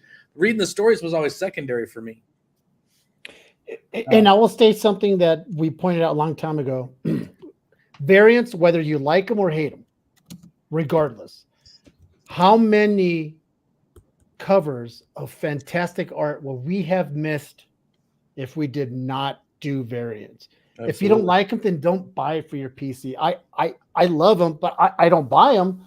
But fuck, I see some variants. I'm like, oof, that's pretty badass. Well, and I have fun working with Brian and making these projects. Man, I have fun reaching out and hearing from these artists and getting to meet them and talk to them and seeing their artwork and having input. I don't know. The whole process is still, because I went to art school. Like, my bachelor's is in fine arts, as studio ceramics. I spent a decade as a professional potter. You want to talk about making work for no money. Yeah. Yeah. But like I've been involved in art my whole life, and I really enjoy the whole process of working with the artists, making the covers, doing the print runs, seeing people get excited about them. It's fun. Do we need them? No. People enjoy them though. So what's the harm? Exactly. I never understood why people were getting mad about variant covers. It's like, buy it or don't buy it. You know what I mean? Right. If anything, the shop owner is taking the brunt of the risk. You know what I mean? All of it, yeah. Yeah, all of it. Basically. The artist gets paid no matter what. The publisher gets paid no matter what. If we don't sell enough to cover costs, we're the ones that take the loss. Yeah, I just didn't understand why the issue is with it. It's like, you don't have to have every cover, even if you are a collector. Like, let people have their variety. Let them, if it's pushing up your sales numbers, it's pushing up your sales numbers. And not only that, the artists, the creative team should be getting a cut of that too, So true.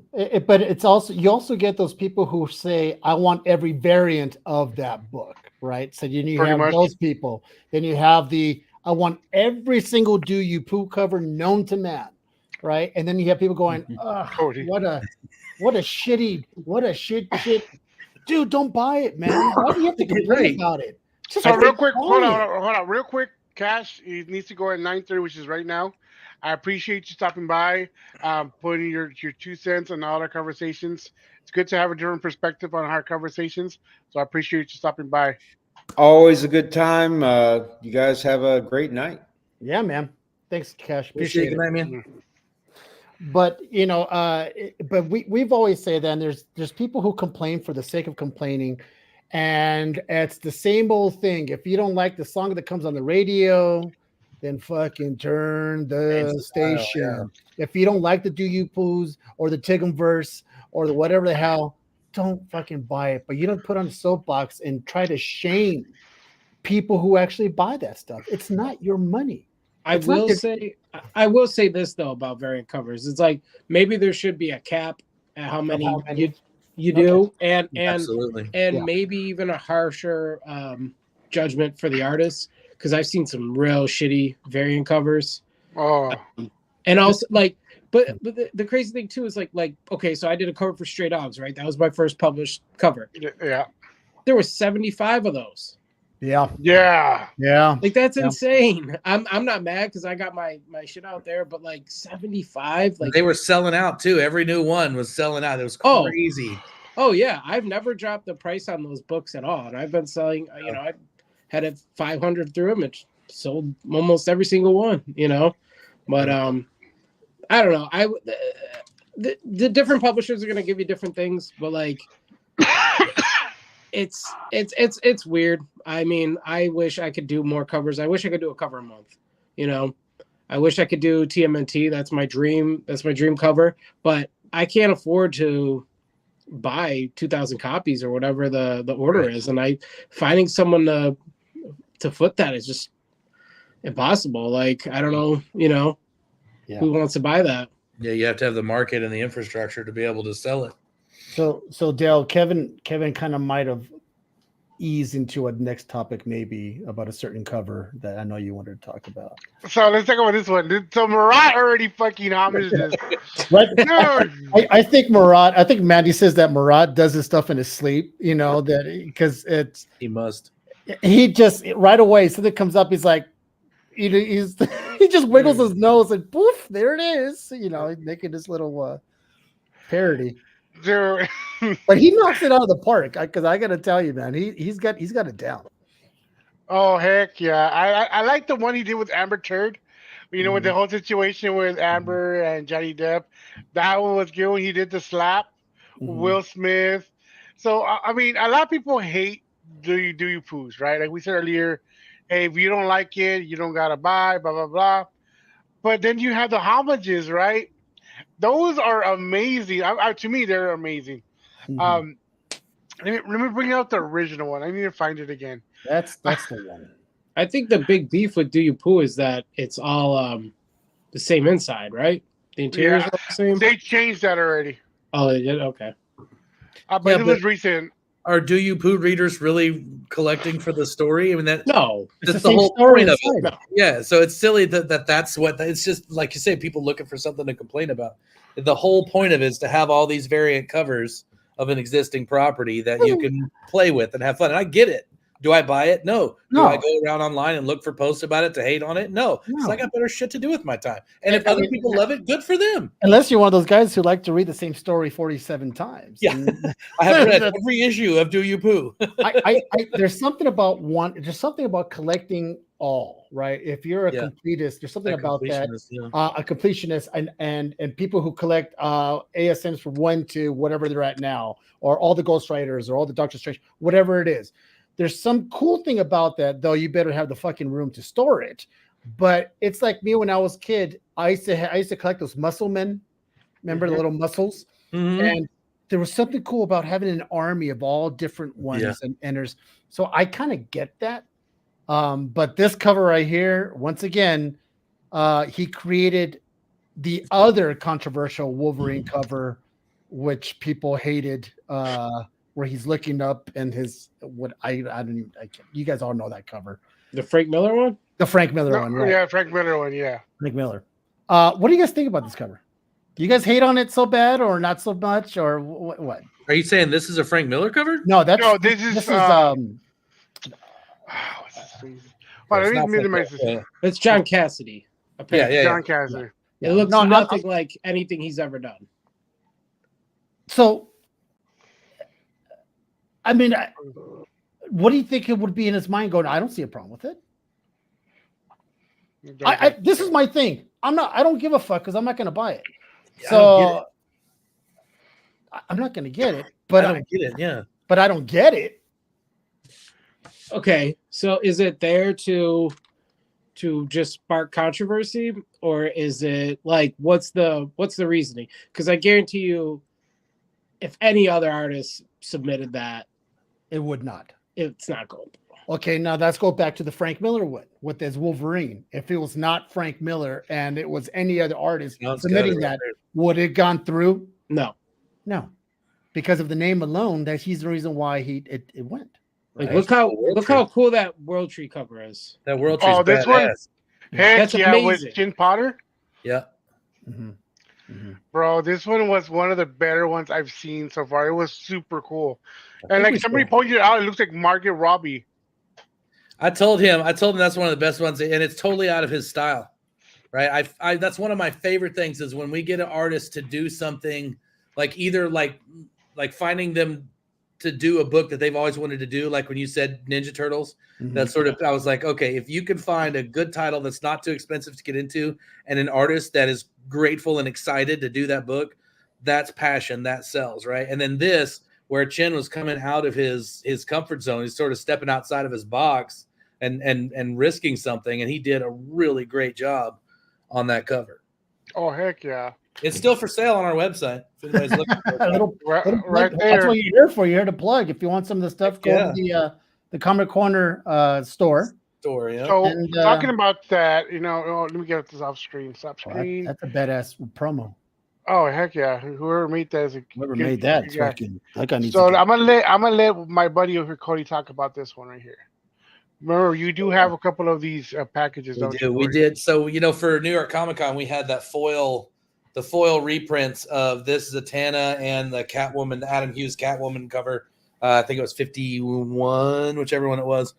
So this is a 9.8 of the original 2011 cover that we're giving away so we did mystery boxes, 20 mystery boxes. If you buy a mystery box, it's $125. You get a 9.8 foil of the foil version, the sold out New York Comic Con foil, except for one person's going to get the original, which is like a $400 something slab. And then there's also, I think, 5 Adam Hughes signed yellow label 9.8s that are in there as well. So you'll get, for the mystery box, you'll either get the foil 9.8, you'll get the foil yellow label 9.8, or one person's going to get the original cover in 9.8. So there's still, I think, 8 or 9 of those left of the 20. And once we sell all of them, then we can send out the prizes to see who gets the big whammy. So How funny that Zatanna, who's yet to appear on anything, is so damn popular. She's coming out in animation. she But got not in the movies and other stuff. But people love that. Don't get me wrong. I'm looking for a Hawkman 4 myself. So nice. What was I think I lost the other one, but there was those memes. No. Oh, this was the original one. Yeah, that's a terrible picture of it. But yeah, so those are the 3 prizes. So that's the original one, the 2011 cover. That's the signed foil, and then that's the regular blue label foil. These things were awesome when they came out.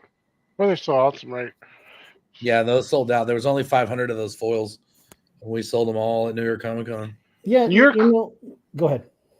I would say New York Comic Con for the Comic Corner was amazing. Me personally helping them sell certain things. It was like, all right, Mark, get set, go. Pop, pop, pop, pop. Let's see who caught it, who was able to get these covers. The first ones, I'm like, damn, I missed my opportunity. You can see in the comment section, like, you gotta be fast. Like, we don't drop. Like, when they say they drop it exactly at that time, you need to be clicking at the same time because somebody's gonna get it. It's super fun and exciting when it goes that way. But then the counterpoint to that, as a store, our last 4 or 5 Marvel projects have not moved very well. Just the market being slow and the timing was off, and we didn't realize they were all going to come back to back so close. And I mean, that's a lot of money when you think a Marvel book and it not doing well. That can put a damper on your end of year numbers. But did you say the buy-in was $3K for a cover?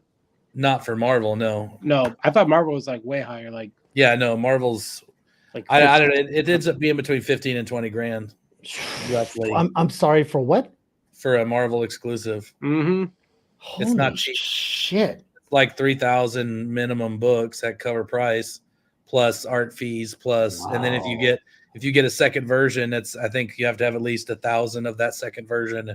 It's a lot. I don't know how much I'm supposed to share, but wow. I'm gonna make my own and call it Marble. Yeah, there's a reason why not everybody does Marvel and DCs. It's a very big risk, and fiscally it's a very big risk. John, you better stand up, walk around, because those numbers are gonna hurt your ass for a while. Shout out to Shikara, who just jumped in, and that got talk about great artist. This guy. Real quick before you say, I'm gonna share one more cover that came out recently with. Oh yeah, we were looking for that other Wolverine. Oh yeah, Takashi. Look, I'm not saying anything, but there may be a future version of this life where there's yellow label Takashi opportunities coming up. I'm not saying that's a thing, but I'm always fascinated by the ink on these. The contrast. He does such amazing work. The glow from I'm a sucker for glow.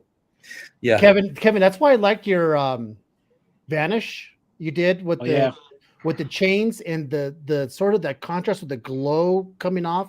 I love that shit. I don't know if it's from my youth playing fucking Light Bright in the closet when I was a kid, but there's something about glowing lights that just I'm like a fucking hobbit. I start going to it. I love it, man. But that's a badass cover there. Take that into consideration for the future works. No, Yeah. no joke. Make it glow, Kevin. Your Vanish. What is it? Vanisher or was it what's that was Vanish? Yeah, Vanish. That cover behind the chains. Oh, the was it the Stegman book? God, that was Yeah. badass. That was badass. I love that. Yeah, I wrote out Vanish. Like I have like a row of chains, and it actually spells out Vanish. Oh, that's cool. I have that cover somewhere. I need to find that. It's a badass. I love the color scheme on that. We did the Kirkham homages for our Vanish covers. We did a Spawn. Yeah. No, it was the Dark Knight, Kirkham, and then 427. Fucking Alex. You know what, Alex? Until last year, until I crushed it, you son of a bitch. I'm gonna kick you off the show. Hey, Glowworm's all right, man. Glowworm's. I never had one. This is another one that they have here. Yeah, see? I want to show off, dude. I made a canvas print of that on one of our merch websites and gave it to my wife because she's a big Yoda fan. It's hanging up in my living room. I'm not gonna lie. This will make a badass tattoo. Yeah, it would. This will make a badass tattoo. It made a pretty cool sticker too. We were giving them out at New York Comic Con. You see, Comic Corner, CMT, NPR, but oh yeah, that one was a cool one too. When you get to hey Jeremy, let me go to the Comic Corner. I haven't seen Vincenzo Riccardi in a while. He was. I know. I was just gonna say he disappeared, didn't he? His coloring's like amazing. Yeah. I wonder. Yeah, I'm a big fan of his work. We did a bunch of books with him, and I'm not sure why. He just I stopped selling. I don't know. The market's so weird sometimes, and as a store, I don't get to do the projects I want to. We have to really think about what's going to sell, what we can sell. Yeah, exactly. Is Spider-Boy still a thing? Yes, and actually, Alex about that earlier. The 8-bits have been pretty steady in sales. Like everybody likes them, honestly, just because of the nostalgia feeling of this. Let me ask you, Kevin. Doing like those kind of 8-bit art, is it simple? A lot simpler to make, would you think, if you were to work on one? It depends. Like if you're doing like a straight up homage, you can like kind of trace what's there. Mm-hmm. That's one thing, but not really. No, because it takes a lot of work. Like the cover I'm doing now is an homage. It's not 8-bit or anything like that, but you still have to make it your own, right? So you still have to change so much to it. Like what I'm homaging, you'll know the homage immediately, right. But it's not like a exact replica or something like that. Nobody wants to just see a copy of something that's already there. Right. Hey, Adele, go back up real quick. This one right here? No. Keep going up. Up. I'm gonna see that Doom cover again. Oh, this one. Yeah, that's is that Sienkiewicz? Yeah. That he did that as a website exclusive back in like 2018 or 17. There's something about that just screams cool, and I can't put my finger on it. I don't know if it's the color palette or it's because it's Sienkiewicz. I'm a Sienkiewicz fan. I would follow him everywhere, man. I love his freaking work. I bought this book, not this particular one. This was a customer's book, but I remember when he dropped these, I went and bought them online. At the time when he dropped them. Like I said, I don't buy the moderns, but there's another of Jim Porter he did for Deviant. I like this cover too. And there's a nice little booty right here on this one. I like this, real subtle.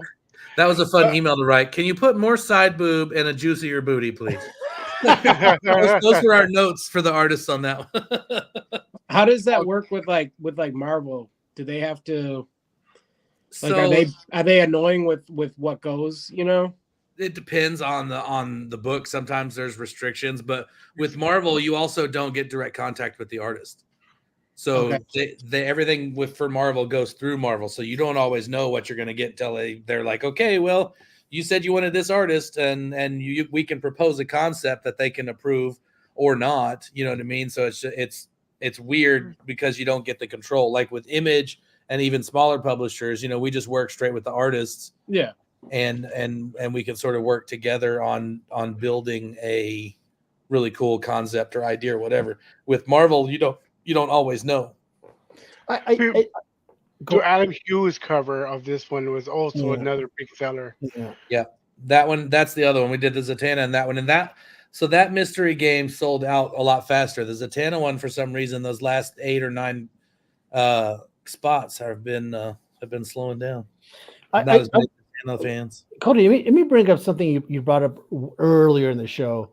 Are you saying that now Funko Pops are kind of harder to move unless it's a specific? I think so. Yeah, it seems to me like the Funko Pop sort of bubble has burst somewhat. Now, oversaturation? Definitely. Over-commercialized, oversaturated. I went to the Albuquerque Comic-Con here, and every single row that I went to, it's almost like every vendor had the same competing Funkos all around, literally down the aisles. Like, you guys all have the same Funko, so what? Yeah. Is it? Are you better be $4 cheaper or else? Well, so if you want to be a Funko dealer, you have to commit to something like $20,000 a month in product with them. Jesus. So you have to be able to move $20,000 a month. You have to be able to compete with, as a smaller store, if I buy 1 or 2 cases at a time, I have to be able to compete with these stores that close out in wholesale for pennies on the dollar just because they have so much product that they have to move.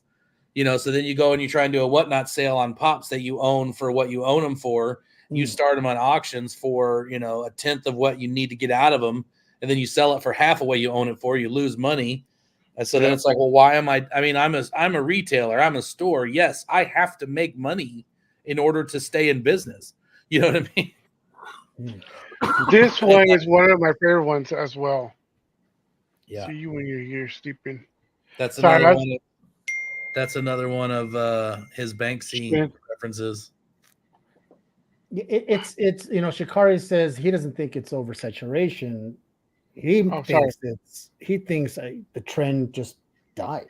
Yeah, I agree. Like Beanie Babies, they're just not as collectible as they once were. The people that still love their properties still love their properties. Like I say, that people that collect One Piece stuff will buy One Piece Pops. People that collect DC Super, you know what I mean? Like, so they'll still sell, but not so much because of it's the Funko brand specifically, And like somebody says, Jeremy says, if they don't have a chase, they don't get the chased. Yeah, Jeremy's my pop expert, by the way. If I ever have a question, I'm like, hey, will this work out? But yeah, the stickered Pops, the chases, those are what allow you to make money. If you get a case with a chase in it, you can sell the chase, and you average that cost out from a business perspective, then Furbies are making a comeback. I actually saw a TikTok the other day with somebody talking to a Furby.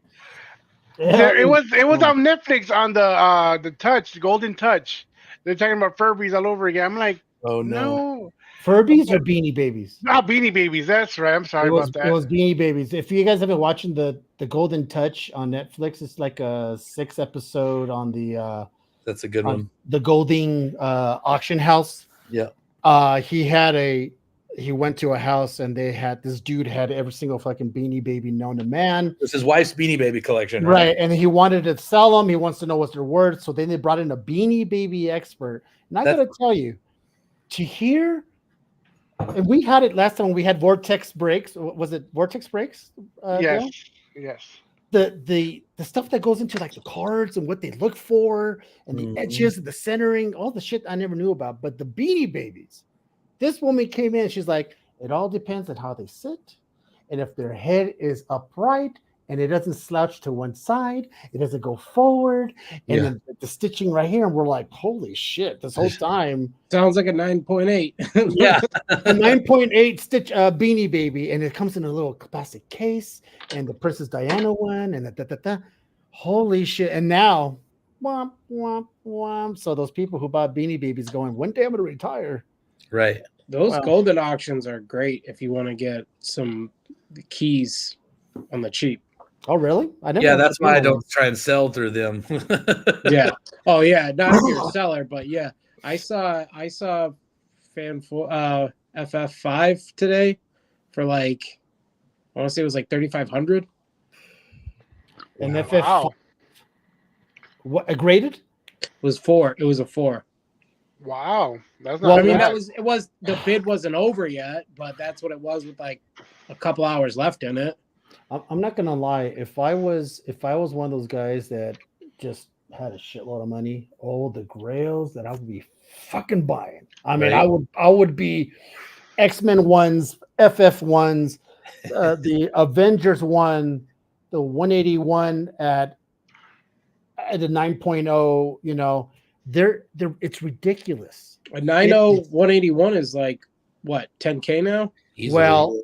Well, 30K? It's gonna be a little plug, but the guys I roll with in IG, Protect and Serve, where they IG. host shows, okay, they sold a 9.0 for 6K.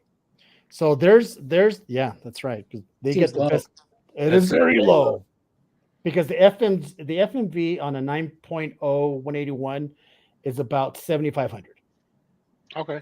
which So is still they low. lost a- That's low as it is. Well, But it's perfect time it's to sold buy. for six. It's sold for six something. Yeah. But if they owned it for $2,000 and they sold it for $6,000, you know? It's Well, no problem. that's the whole thing. So right. So I mean, you don't know, but the guy who bought it, who's a buddy of mine, he could hold on to it and just sit on it, wait for the market to kind of go up a little bit more, wait for Deadpool 3 to come out, who the fuck, whatever. And he could flip it for a few, you know. But if you're gonna try to spin it around and flip it now, you're not. So before I talk about Deadpool 3, and we gotta talk about next year, right? With possibilities of what's going on. I want to do a plug for everybody that has come in this year. This year has been a lot of innovation, right? With like Jeffrey Ward was here earlier, and he has his clear backer boards. They're sturdier, they're clear. It's a great product. Do you remember the name of it? I always forget. You always remember, Caesar. What's For that? the Jeffrey Ward's product. Death Over Decaf Comics. Death Over Deep Cat Comics, and he has clear backboards, which are great. They're back Another in. one I plug in. I recently got a box. I was recently opened it. They're these, but I'm gonna open the box real quick here live. So I had seen it already. So I did get 2 new ones, right? These are comic capsules. Backers. I do have a code I want to share out later. Del Guzman, you get a 10%. No, is it free standard ship over $94.90? Enter discount code the comic menu. So we got a code for that, guys. I like their box. It comes in How many come in there? 2. So it was just for like a test product, right? And What's the average price on those things? honestly, I can't remember. I need to ask. But these are cool. I really like them. Like just to use this, and then You don't have to use a backer board, or you can just like. Well, how does that work? you just slide in. But look, if it's too thick, I like how you can just with the design here, you can just take it off. It clip nearly off of this.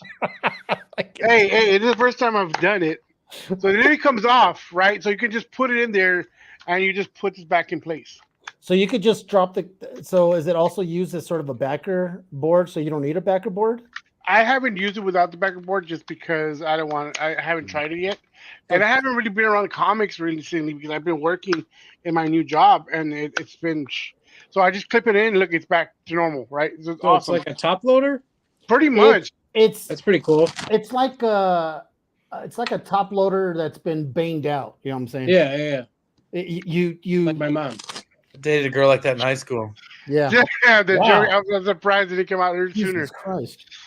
I just wanted to put that plug out real quick because The there's a cool lot of. thing is it pops right. So it's like a top loader. So just imagine a top loader, bigger, beefier, and with it just a cap. You just The reason I want to bring that up because a lot of people are changing the game, right? They're not just doing the black and board.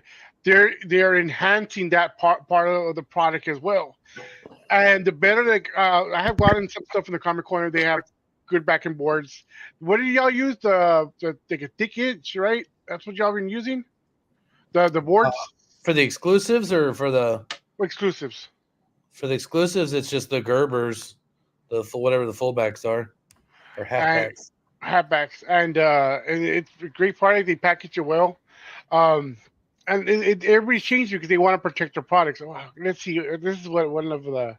So this product. is the decaf comics, the the clear backer board. I absolutely love these because I don't know if you can see, but there's a difference between the space between the book, the backer board ends about there, and then you have this sharp ass thing. So it's all along the side. Yeah, the Mylar is nice. So if you drop it, you're not going to do much damage because I don't know if you can see where it ends and where it goes, but it's pretty cool, man. These are great. Modern, they do. I mean, Silver Age. Pop it in, and the board's right here, and it's cool for those that you have the a very cool back, or if you have a COA, you know, it goes along with it. It doesn't touch the book because there's the cover right here, the backer board. And if you have a really cool book where the back is just as cool as the front, you could Like a wraparound cover either. right, exactly, instead of it being covered, right? Because do a lot of wraparound sketch covers, so now there's just more money for me to spend. So thanks. Let me see. Am I on? Can you hear me real quick, guys? Yeah. Or I always forget when it's on and off. One last thing before we get, because we're gonna hit 2 hours. Next year, there's gonna be less movies for Marvel. The one major movie I haven't even talked about Aquaman. I don't feel like talking about Aquaman just because we're gonna wait until it comes out. We'll talk about next year. I'm excited about all of it. Does that just make me a good nerd? no, Because I'm excited about like we're gonna watch. I'm gonna watch it. I'm gonna watch but it, but not in the theaters. when I'm I was watching a kid, theaters. we used to get to the comic book shop. So I was on a military base overseas, and there was actually a comic book shop. A guy named, I think Chemo was his name, ran the shop there by the commissary. But we go there when new Wizards would come out, and we get the new Wizards, and we'd always, the first thing we do is open the Wizards to the casting call article. Look at who, right? And we'd sit there and imagine, okay, who would play if there was a movie. That was like a game we would play. Yeah, it's like we're living that world with all these Marvel movies. So people talk about superhero fatigue and this and that. I mean, that's great for the open general market and people that are not, comic fans. But like every time one of these movies comes out, I'm excited to give it a shot. I want to see it. I want to see what they did with it. Sometimes it's great. Have I ever regretted watching one? No. Have been some that I haven't watched the second time? Sure. Yeah. But I get excited. I watched the Marvels. I gave it a chance. I enjoyed it. Hold on. I gave it a 7 out of 10. I still hate the villain. I hate how they nerfed the OP characters. And the third thing I hated is that you saw it, right, Cody? You saw the movie? I haven't seen it yet. No. Okay, I don't want to ruin this part, but it's okay. They leave. She's apparently engaged with somebody. There's a fight, and they leave, and they never go back to check on him. Like, what the fuck? Like, you just leave him like fighting your fucking villain. Like, you're not gonna go back to see if he's okay, if he's dead. Like, it kind of pissed me off. We broke up. He's dead to me now. So other than those three things, I like the movie. I was gonna say one of my favorites of recent times was Eternals. I freaking loved that movie. Did you really? I thought it was great. I thought it was better than I loved it. I thought it was better than what people were talking about. Shikari, man. I think we expected more out of Eternals because I didn't like it at first, and I watched it recently, and it was okay. It's a well done movie. Yeah, that's what I liked about it. Yeah. But are you upset we never got a Howie Long Captain America or a Fabio Thor with your wizard casting? I'm pretty sure Tom Cruise was in a lot of them. I still have my wizard, so one of these days, maybe next year, I'm gonna. Hey, we did get a Patrick Stewart Wolverine. I was gonna say Patrick Stewart was the one they called it. I was always right. You know what, Dale? We're gonna do that next year. I'm gonna pull out my oldest wizard, and we're gonna go through see if we can find a cast. Rutger Hauer Magneto would have been cool though. That would have been cool. At the time, absolutely. So go ahead. Deadpool was in this topic, right? With everything going on, a lot of rumors going on with Deadpool. Everybody, I'm just spreading those rumors too because whenever I see it, I'm spreading it on the page. But so many freaking things supposedly gonna happen on Deadpool. What are your thoughts? You think it's gonna be the epic movie? Is it gonna hit the same end game kind of capabilities, or is it gonna? Caesar says no. Kevin says yes. Well, I don't think it'll be end game level, but I think it's gonna be. It'll be a big top tier, top 5 maybe. It's gonna be a Deadpool movie. That's what it's gonna be. That's gonna be a A what? Deadpool movie. Deadpool movie. That's all. Deadpool movie. It's gonna be, hopefully, Jeremy, now even though Disney says it's gonna be rated R no matter what. That's what they said, right? T-Swift But says. hopefully it'll be, But what I think is gonna happen, and a lot of people are thinking, everyone who's coming out on it are gonna be little cameos. 10-minute cameo of Elektra being in it, or Ben Affleck as Daredevil, and he's going to kill him. It's basically like we've been talking about Deadpool kills the Marvel Universe. It's going to be something like that. Why he's doing that? That's the whole story. But it's going to be a regular Deadpool movie. That I will go to the theaters and watch. I think the worst, not the worst, the bad thing I'm thinking about this is that they are going to bring back X-23 to the movie. The thing about that is that if they bring her there, I don't know if she'll have her own show afterwards, right? I don't think she'll have her own movie, and I think she deserves her own movie. I think she's a good character to be at least be in another movie as maybe a side character or part of a group. X-23, Logan's daughter. I think you bringing her on is kind of gonna hurt her. Where, yeah, they're gonna kill her off too, or they're like, oh, it was in a different universe and they're never gonna use her again. To me, she was a good actress in the Logan movie, and I wish she could have a future role in the MCU. Yeah. But I don't know if they'll use her. I don't think she's big enough to host her own movie. But then again, we also didn't think Echo was big enough to host her own show. Dude, I'm excited about that. Right. I mean, the trailer is all crazy as shit. But I don't know if X-23, I think Adele said she's more of a not sidekick, but not a main person. But then again, I do like that character. People love that character. And it gives you a chance to bring Honey Badger in, which was a fan favorite. And you know what? You're right, Alex. That hasn't been relevant since T-Swift. And the thing is, we talked about it so many times. If Marvel was smart, they would bring Taylor Swift, even for a cameo. You're guaranteed, or it's Sony, right? You're guaranteed to make money regardless, even if it's a bad movie, because Swiftie fans are gonna flock to it regardless. If that movie breaks records, it's strictly because of the Swift fans. I mean, because she has a shitload of them. I wanted Jeremy, I'm glad you're here. Another reason I dislike Marvel is because I wanted fucking Rogue to come out in that movie.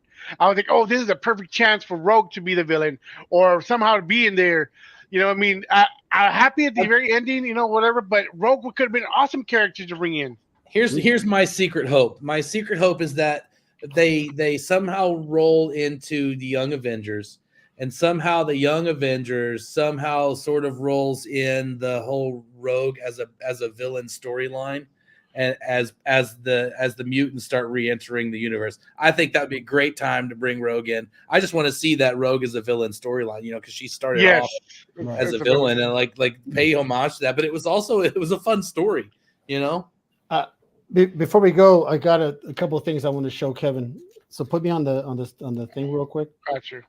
So, Kevin, here you go, right?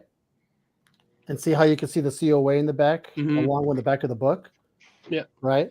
But these are great for this kind of book, where you get that and you get to now actually appreciate the back. Yeah. Right? I forgot what the back looked like. Yeah. Until I took off the Mylar and all that, and then I put it in here. I was like, oh, shit, that back is just as cool as the front. It's funny, Jeremy, that you bring up Brie Larson. I liked her in Scott Pilgrim, and I was iffy with Marvel. The first one, this last one, I liked her more. Like she didn't come off so tense, I don't know. The first movie really was like it was. I wasn't like enjoying it, right? And this one, I liked her more in this role. I guess she played it more relatable, right? More of a character that I like to watch. But back to what Cody was saying, Rogue is one of my favorite. I remember at one point I owned, I think, 7 copies of her first appearance because I liked her so much. I had to sell them off because I had to, but that's one of the books I want to keep. Her and the Jubilee one. Those two characters are like B characters. They're not. They are, right? They are, but they're top tier B characters, and they deserve their own thing. Like just like Satana. Satana isn't mainstream, but I believe that she deserves her own movie. She's a great character. Her and her dad. You could bring John Constantine back too. Like the whole DC dark DC magic area. It's gonna God. happen.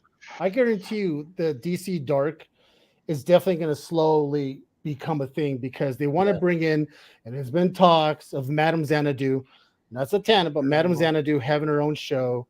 And if they bring in Swamp Thing, and if DC's they bring just in, regrouping and waiting for James. they're Gunn to oh put it they're together. yeah 100%. I'm excited to see, and then I'm hearing I don't know if you saw that, Dale, but there's been rumors that the Joker at the very end of the Batman, the newest Batman movie, might be coming back.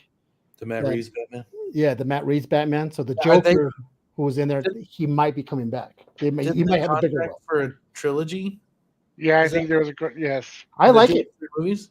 I did too. Yeah. Oh yeah, no, I like it. I think they're going to continue on. And word around the campfire was that they're going to use Clayface was going to be in Matt Reeves one, and maybe they should calm down with the bigger names and do something like they're doing right now with obviously the Peacemaker was a hit, right? Who thought Peacemaker was going to be here for DC, right? Yeah. And then they're going to do the Green Lantern Corps, like the Green Lantern show. I really hope they do this Green Lantern good because he is a good character. Martian Manhunter, like they have so many characters that DC can use. They just need to slow it down. I love Batman. Batman is my favorite character, so I'm gonna let this know. But they need to calm down with the Batman movies. I know that's what makes you money, but bring other characters on there. Something different, yeah. Yeah. I think that's why they're pivoting to Superman. And honestly, Superman, like, if they can crack Superman, they can make anything happen. You know what I mean? Okay. If you can make Superman cool again, James Gunn can do no wrong. Mr. Freeze, yes, I haven't seen a good Mr. Freeze. I mean, even Arnold. I mean, I love Arnold in that movie. I did, but I don't think he was a good Freeze. Obviously, they could be a lot better. My thing is because I think the reason why I like the Matt Reeves Batman so much, it was more gritty and it was more. This really could happen. Yeah. So if they were to bring in a Clayface, it's kind of like, how are they? It was more of a Detective Comics movie, is what it felt like, right? Because it was more right. And But if they were to bring, like for example, like what they did with Penguin, right? He wasn't a short guy with little claws and more comic book look. He was more of a mobster who was kind of goofy looking with the the big thing, head and the nose, and they kind of overdid it and all that stuff. But if waiting for that hush too, if they were to do a Clayface or someone, they would have to introduce a little bit of not supernatural, but like how would they make him Clay-like? It would have to be kind of weird. Same with Mr. Freeze. He would have to. They think Marvel did with Sandman. Huh? Right? I think what Marvel did with Sandman. With Clayface. They could do something in that genre, right? Well, yeah, because in the movie, he got caught in the atomic thing, whatever, and it exploded, whatever. But we're talking about good characters. Damn it, I just on my train of thought. But okay, Red Hood. Red Hood is a good character to bring out of DC. You have his solo thing. Kevin's like, eh. Okay, Court of Owls, man. Oh, what'd you say? Court of Owls. Yeah, that's the now. See, that's the biggest thing I've been hearing. That's still a detective story. It's got origin story. It's got it's got a cult. There's a lot going on in there. I'm glad you brought that up, Kevin. That's the biggest rumor. That the Court of Owls will appear in the Matt Reeves. The Court of Owls, that would be a great movie. That's why that book is so high. That could be that Matt Reeves style perfectly. Yeah, I agree. The Black Mass done right would be dope. Yeah, it's a Black Mass. Yes. Yeah, but he wasn't done right with the Birds of Prey. Hardly. That never happened. Whatever that movie was. Birds of Prey. Get out of here. I didn't. No, I did not like that movie. Oh yeah, I read Black Mass. Out of here. It was trash. Exactly. It was trash. Honestly, it was trash. We're talking about the Harley Quinn, the emancipation of Harley Quinn, blah blah blah. That. Dude, with the black mask. Batwoman is such a great character herself, and they kind of ruined it in that movie. Honestly, there was so much possibilities. Like all those Poison Ivy. okay, everything with DC with Batman and like Poison Ivy is such a great character. Riddler is a good character. They all have so many characters they can do and make maybe a 5-year series. Like if the DC were to do the same thing with Marvel's doing or Disney's doing with sub shows, they could do one from each character pretty much, and have Batman or Robin or somebody be in there, fighting with them against them every other episode. You know what I mean? Introduce maybe, I don't know, maybe a new Batman. Well, word around the campfires. Word around the campfires that they're working on a Brave and the Bold for that would be fun for 2026, right? So, I once again we can talk to We Turn Blue. We want this guy. We want that guy. I don't give a fuck as long as the story's good and we keep in the mix. We want to watch it again because it was so good. So let's see what happens. 2024 should be very interesting when it comes to movies. When it comes to Marvel and DC. Can we talk for a second about what that would look like, a Brave and the Bold? Because if I'm not mistaken, the Brave and the Bold is like a team-up series, right? Mm-hmm. So then if you take all these WB shows and all these other properties where these movies and characters already exist, then does the Brave and the Bold pull those characters back in for random team-ups? Do we get to see the Batgirl from the WB show or whatever that is? It still the WB, whatever that one is, the Batgirl TV show, and a character from the latest Suicide Squad movie or something. You know what I mean? Like, does it become like this platform for crossovers? They would have to focus. I think they're going to. Now it's more about like the detective stories of different stuff, right? Like, well, I do like the biggest rumor that I heard is that they want to do the Green Lantern Corps like a True Detective style of show, like the HBO True Detective, just with guys with powers, right? So it's them figuring out a crime, but as their character as the Green Lantern Corps. So I'm okay with twisting it around. It does not have to be that right out of a comic book. I'm okay with playing around with characters and their powers, but putting them in a different genre. And I like to see some of that. Jake, you can watch Black Adam just for entertainment purposes. It was all right. Jake, Black Adam, just watch it. Maybe have, I'm going to say, about 6 glasses of scotch first, and then go ahead and watch it. Calm down. Anyways, it was fun. I'd watch it. I watched it once. I don't really care to watch it a second time. There you go. That to me is a movie that I'm okay watching once. To me is like a movie. Yeah. So it was fun. It was fun enough. I don't want my 2 hours back, but I wouldn't go watch it again. Yeah, I mean, there's some cool parts. Bourbon, sir, bourbon. Okay, got you. Bourbon. But sorry, if we wanted to start something from scratch, there's a great series that's coming out. Amanda Waller, right?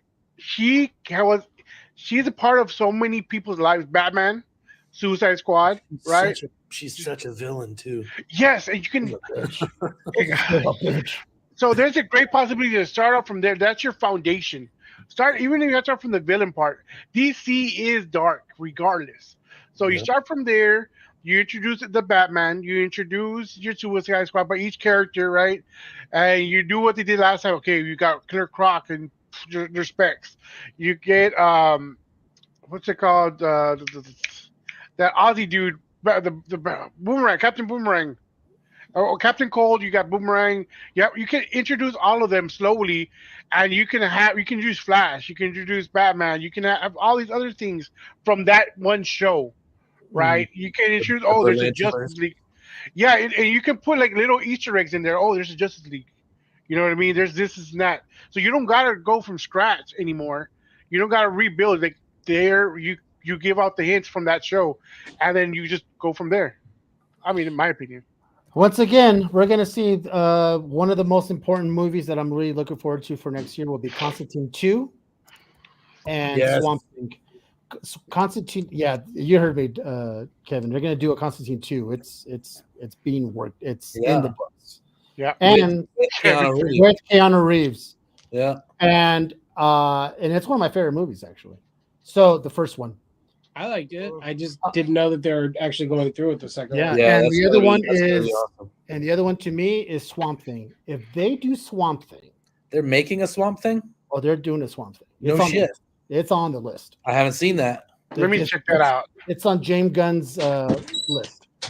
Yeah, Shikari asked that question. I just pulled it up. What is that? The list of movies. Oh, yeah. So, because he wants to do like an Elsewhere, he wants to do a Batman and Robin, he wants to do The Authority, he wants to do Amanda Waller, he wants to do Green Corp. You know, he has all these ideas of movies or stuff he wants to put in the slate. Yeah. Constantine 2 was announced, I think, way before his. Oh, I forgot about this one. Booster Gold too. Booster Gold. Now, see, I got to be honest. I know John. I wasn't asking for a Booster Gold movie. I don't know if I want a Booster Gold movie. Would you spend your money on a Booster Gold movie to make? I don't get it. So this is the thing right here. This is all of them, guys. Versus Swamp Thing by HBO Max was amazing. Why did they stop and give it to CW? Superman Legacy, Swamp Thing, The Authority, Supergirl, Tomorrow. Aquaman's the last. I haven't seen this yet. So then they're doing a full universe reset after that. So everything from before is not carrying forward. Exactly. So that's not necessarily true because they said Blue Beetle is going to come back. Well, yeah. I think, but I don't think he's gonna have his own movies. Like, I think he's just gonna be like part of something else. I can see him here, Booster Gold. See, I don't. Fucking Marvel looking tired. I don't know about the Booster Gold, but I will say one thing: Swamp Thing being on there, they want to do a Batman and The Authority, Lanterns, Joker. Paradise Lost. They want to do Tomorrow. I have that book on my nightstand to read. I haven't read it yet. Yeah. So I want a New Gods movie. We got robbed of that. Oh yeah. So there you go, guys. Joker, Batman. Lanterns has a lot of fucking bad guys in that series. Lanterns, if they, I wonder how they're gonna do it. Are they gonna do it like here on Earth, or is this gonna be like a Star Trek kind of thing where they're outside of? No, that's what I'm saying. It's supposed to be like a detective kind of a show, you know. But maybe they're detectives on different planets. Right. Intergalactic, as like Shikari said earlier. It's like the Lantern Corps. What is Creature Commandos? So Creature Commandos is going to be animation. It's going to be an animated cartoon based on the comic book of the Creature Commandos. There's like what's Paradise Lost? Paradise Lost is Wonder Woman's place, right? Paradise Lost, I think, is based on Themyscira. There we go. So I was going to say mascara, and I don't want to say it down here. Not bad for a guy who doesn't read. Fuck, I surprise myself sometimes. Well, you know how? Who said it? Was that you, Cody? I thought Kevin was throwing his voice. I was like, because I didn't see him. You're right. Look, it is a series. See, and with Booster Gold, you can bring Elongated Man. You can bring in a Blue Beetle. Right, those are other side characters. What's the name of the guy? The one that rides on the horse, the Black Knight, right? Or no, that's Marvel. I like that he calls it Gods and Monsters. I mean, that whole phase is called Gods and Monsters. Yeah. Well, and Waller's a series. I mean, they can introduce a lot of characters there. This is a film, Batman: Brave and the Gold. So it's a film live action series in theaters July 11, 2025. But we all know these things change. These dates change. Everything changes. Yeah. So the question, I always thought the question was kind of a cool character, actually. Yeah. So there you go, guys. Dude, are they need to bring another Dr. Manhattan? How many musicals? I don't want to know about that. Well, Jake, I think only one will be a musical. Imagine Swamp Thing, the musical. Oh. No, that would be awesome. The Batman 2022. So this is already passed. This Batman's already passed. This is already passed. 2026, 2025. Animated series, we already seen it, and this is the CW. So I guess it's right here in the bottom. Superman. What's the Superman one? Superman. Hold on. What do you mean it passed? What passed? The Batman, the first one, March 2022. That's the first Joker. In the Batman. Okay, so then the second Joker, then they could do Batman Part 2, right? And then Teen Titans Goes probably could be a cartoon, and then Superman, whatever the hell that is. So, I watch Booster Gold music. Booster Gold is one of those characters that it is pretty OP, but they don't use them like they should be using them. So Yeah, I'm not familiar with him at all. I mean, I know who he is, but I don't know anything about him. Well, he flies. He's powerful. He's from the future. It goes to the past. I think he's able to time warp or time leap or something like that. He has like a little drone that helps him out with all of this other stuff. Yeah. All right, guys. Well, that is a good. It's 32 hours. So we gotta cut it off, because we don't want to start going to 2024 on the show. I want to say real quick, thank you, Cody, for stopping by. Skeets, yes, Shikari, Skeets, that's the name of the drone. Yeah. You hear Skeet everywhere. Kevin, I'm glad Shikari was here. I was surprised. It has been a while. Kevin, I just asked him real quick, you want to jump on? I wanted an artist's perspective for some of the questions we had. Okay. Kevin, thank you for jumping on. I know you had a new rap album that dropped. I appreciate. I saw that. I saw you rapping. Don't even fucking dude. I saw the video. I'm retired from that. Well, that was a month ago. Rapper Kevin Delgado. that was like 2 weeks ago. No shit. This guy over there rapping here to give it up. I had dropped a SoundCloud link in days, y'all. Oh my god. It's part of my Spotify list. Well, before I go, Kevin, you go ahead and promote yourself real quick and let everybody know how they can reach you and stuff like that. And then Instagram, I'm solstice_art. On Facebook, it's Delgado space Kevin. Those are my two main things. Working on Tough Stuff, the Toughening Part 2 right now. I'm wrapping that up. That was funded through Kickstarter. And then early next year, I got some new variant covers coming out, and I'll have Tough Stuff, the Toughening Part 2 out early springtime. Nice. Real quick, Ivan was supposed to be originally on the show. But he just woke up. He's sitting there with a cigarette and his coffee.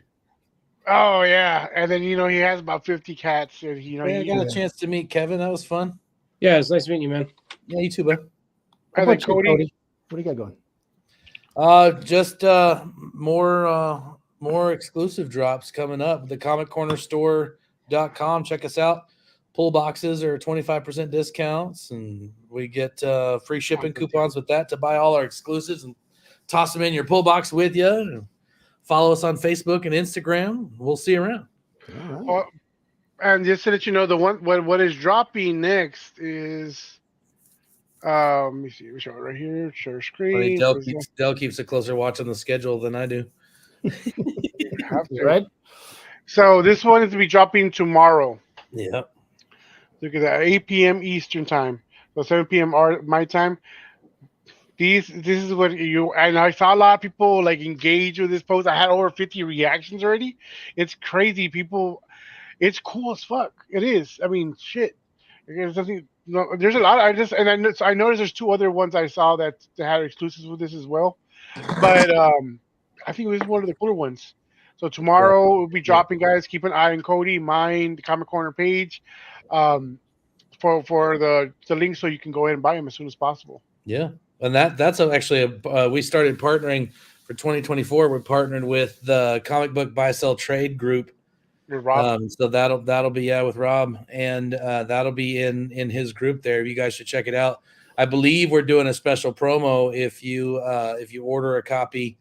And post your order number in there. I know we did for that World Tree 6 that we were talking about earlier. Chin did a 1-of-1 print for us, and if you buy a copy of the exclusive and you put your order number in the group post, you get entered in a drawing to win that 1-of-1. Nice. So you should check it out. CBBST, Comic Book Buy Sell Trade Group. We'll be doing projects with them every month in 2024. Cool. And you just hit 1.8K this week. Nice. Heck yeah. Yeah. What's a group? What are groups? Yep. It is. Yeah, we did a cover through them. Oh yeah, you did, didn't you? What was it? The Franklin Ghost, right? No, we did the last Tough Stuff through them. Oh, that's right. Right. We had Zavala did a cover. Yep. Oh, cool. Yeah, he's a cool guy. Yeah, I've seen him here and there. He can't draw a binary though, so no, that fucker can't draw a binary if his life depended on it. I'm gonna request him to draw binary next time I see.